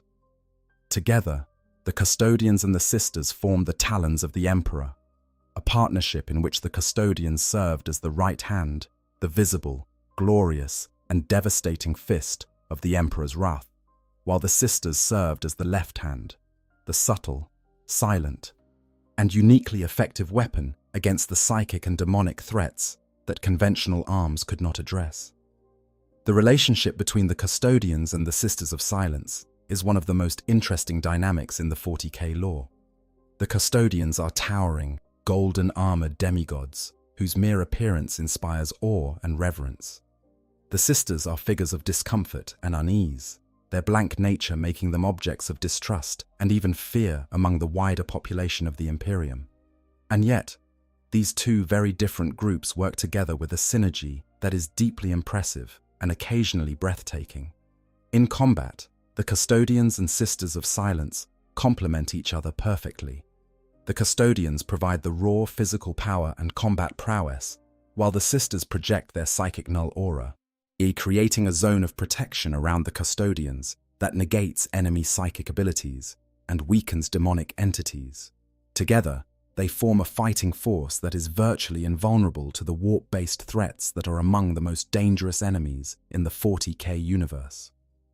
This partnership was crucial during the Horus Heresy, when the combined forces of Custodians and Sisters fought in the war within the Webway against an enemy that was fundamentally psychic in nature.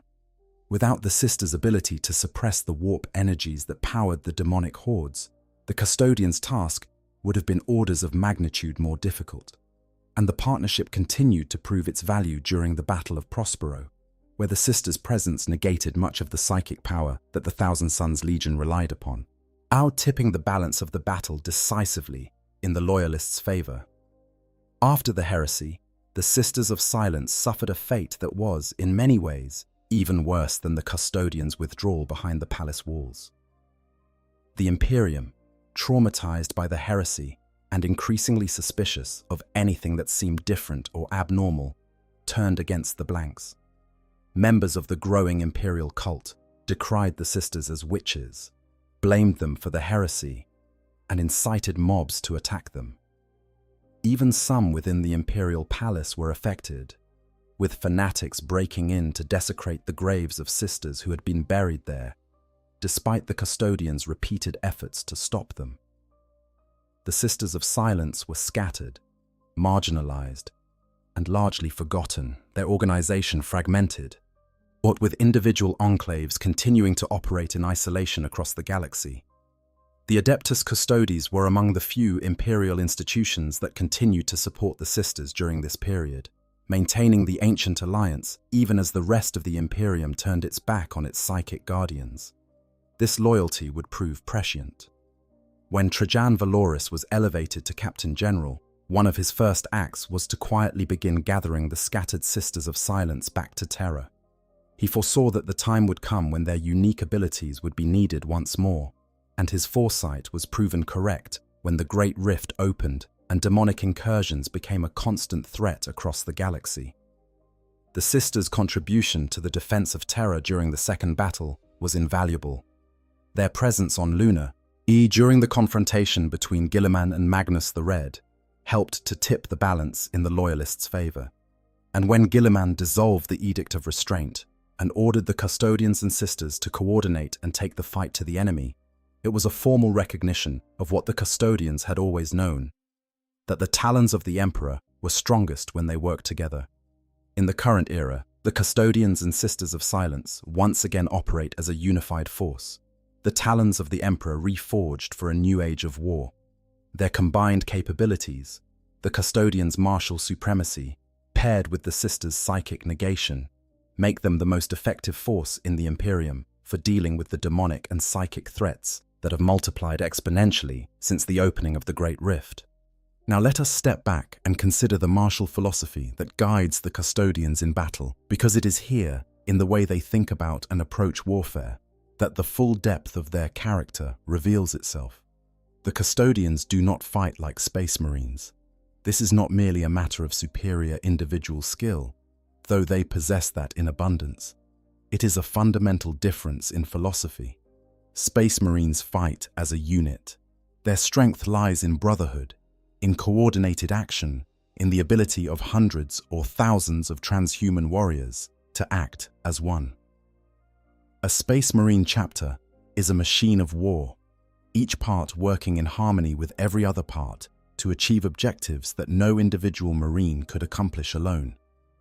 The Custodians fight as individuals within a loose framework of coordination, and each Custodian is a self-contained fighting force, capable of independent decision-making, independent action, and independent judgment. They do not rely on the warrior next to them to cover their flanks or support their advance. Each one is expected to hold his own ground, assess his own threats, and respond appropriately without waiting for orders or coordination from above. This might sound like a recipe for chaos on the battlefield, and in the hands of any other military force, it probably would be. But the Custodians make it work through a combination of superhuman capabilities and centuries of shared experience.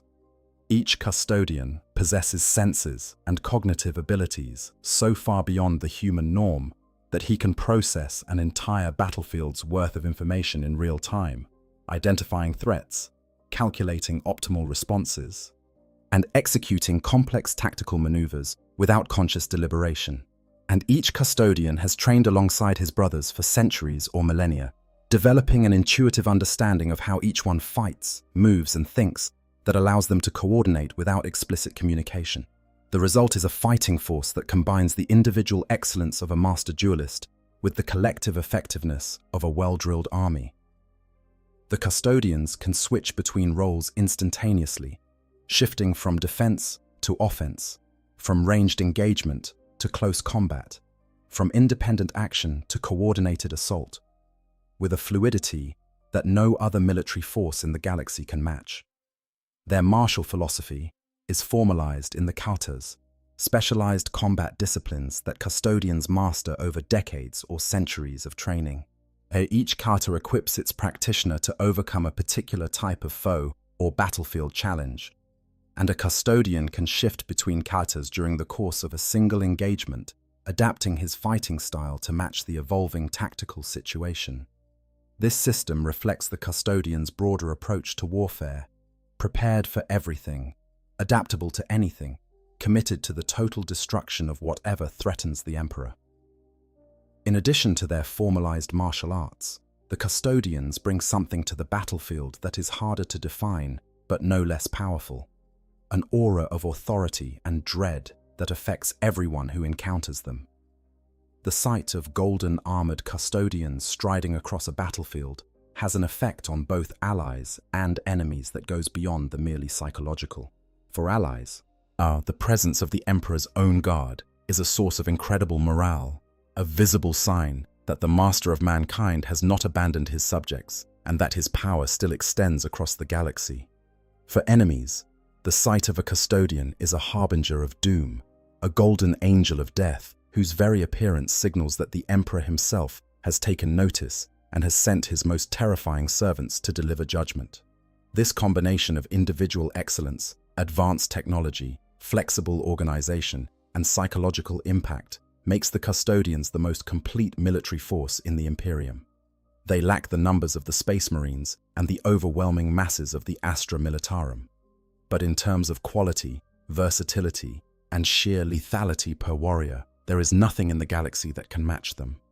They are the elite of the elite, the gold standard against which all other warriors are measured and found wanting.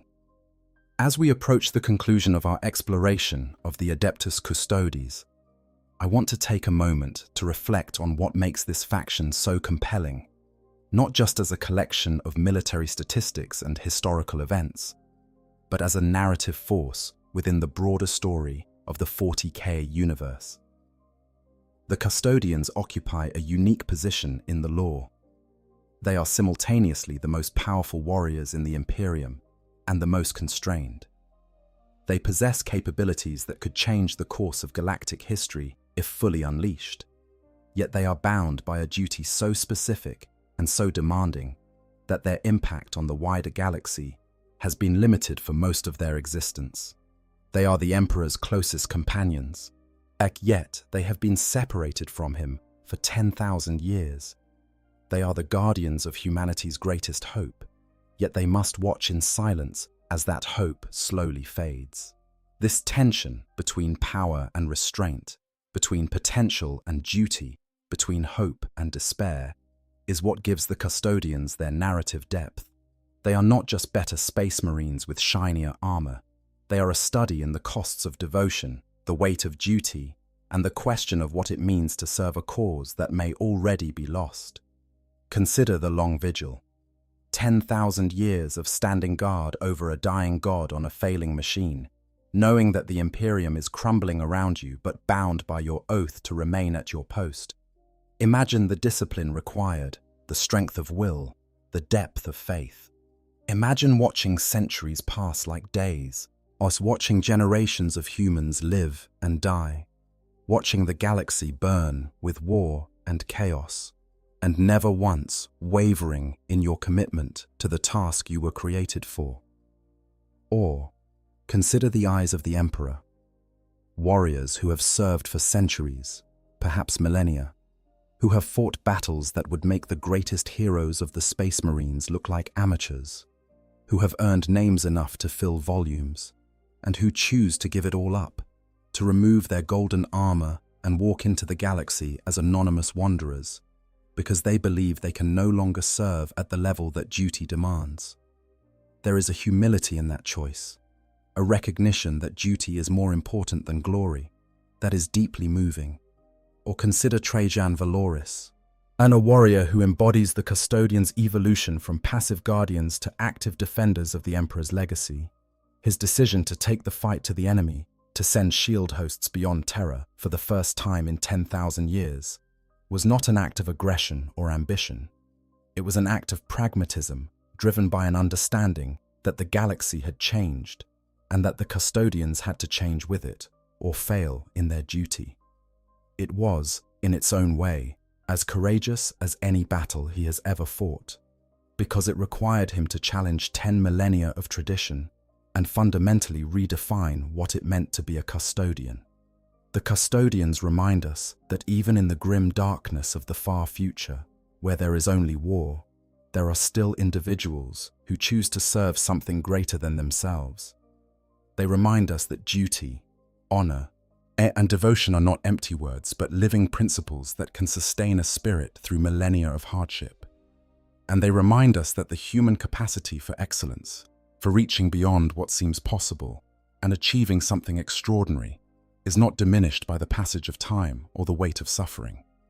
They are the elite faction, not because they have the best gear or the most impressive stat lines, though they have both. They are the elite because they represent the highest aspiration of what the Emperor envisioned for humanity. Individuals of extraordinary capability who choose to use that capability in service of others, who define themselves not by what they take from the world, but by what they give to it, and who face the darkness of an uncaring universe with a determination that refuses to yield. In the Imperium of the 41st Millennium, where corruption eats at the foundations of civilization, where madness and despair are the constant companions of every soul, where the laughter of dark gods echoes through the void between the stars, the Adeptus Custodes stand as a reminder that some things are still worth fighting for, some lights are still worth keeping lit, some oaths are still worth keeping, even when 10,000 years of silence have passed since they were first sworn. That is the story of the Custodians. From the blood of ancient terror to the shattered stars of the Indomitus era, from the whispered prayers of the Unification Wars to the thundering guns of the Great Crusade, from the silent grief of the Long Vigil to the golden dawn of a new age of war, they have endured, they have adapted, they have evolved, but they have never, not once, wavered in their devotion to the Emperor and to the duty he entrusted to them. The 10,000 stand watch, as they always have, as they always will. And that, my friends, is the story of the most elite faction in the entire 40K universe. If you enjoyed this deep dive into the lore of the Adeptus Custodes, I would truly appreciate it if you hit that like button and consider subscribing to the channel. Every like, every subscription, every comment helps this channel grow and allows me to keep bringing you these comprehensive explorations of the Warhammer 40K universe. There is so much more to explore, so many stories left to tell, and I want to tell them all with you. Drop a comment below and let me know which faction or topic you would like me to cover next. Your suggestions shape the content of this channel, and I read every single one. Until next time, stay golden, and remember, in the grim darkness of the far future, there is only war. But even in that endless war, there are those who choose to stand between the darkness and the light. The 10,000, the Adeptus Custodes, the Emperor's own. I hope you guys enjoyed the story. Make sure to hit the subscribe, like, share button, whatever you want. Give me some feedback if there's any. And yeah, sleep well.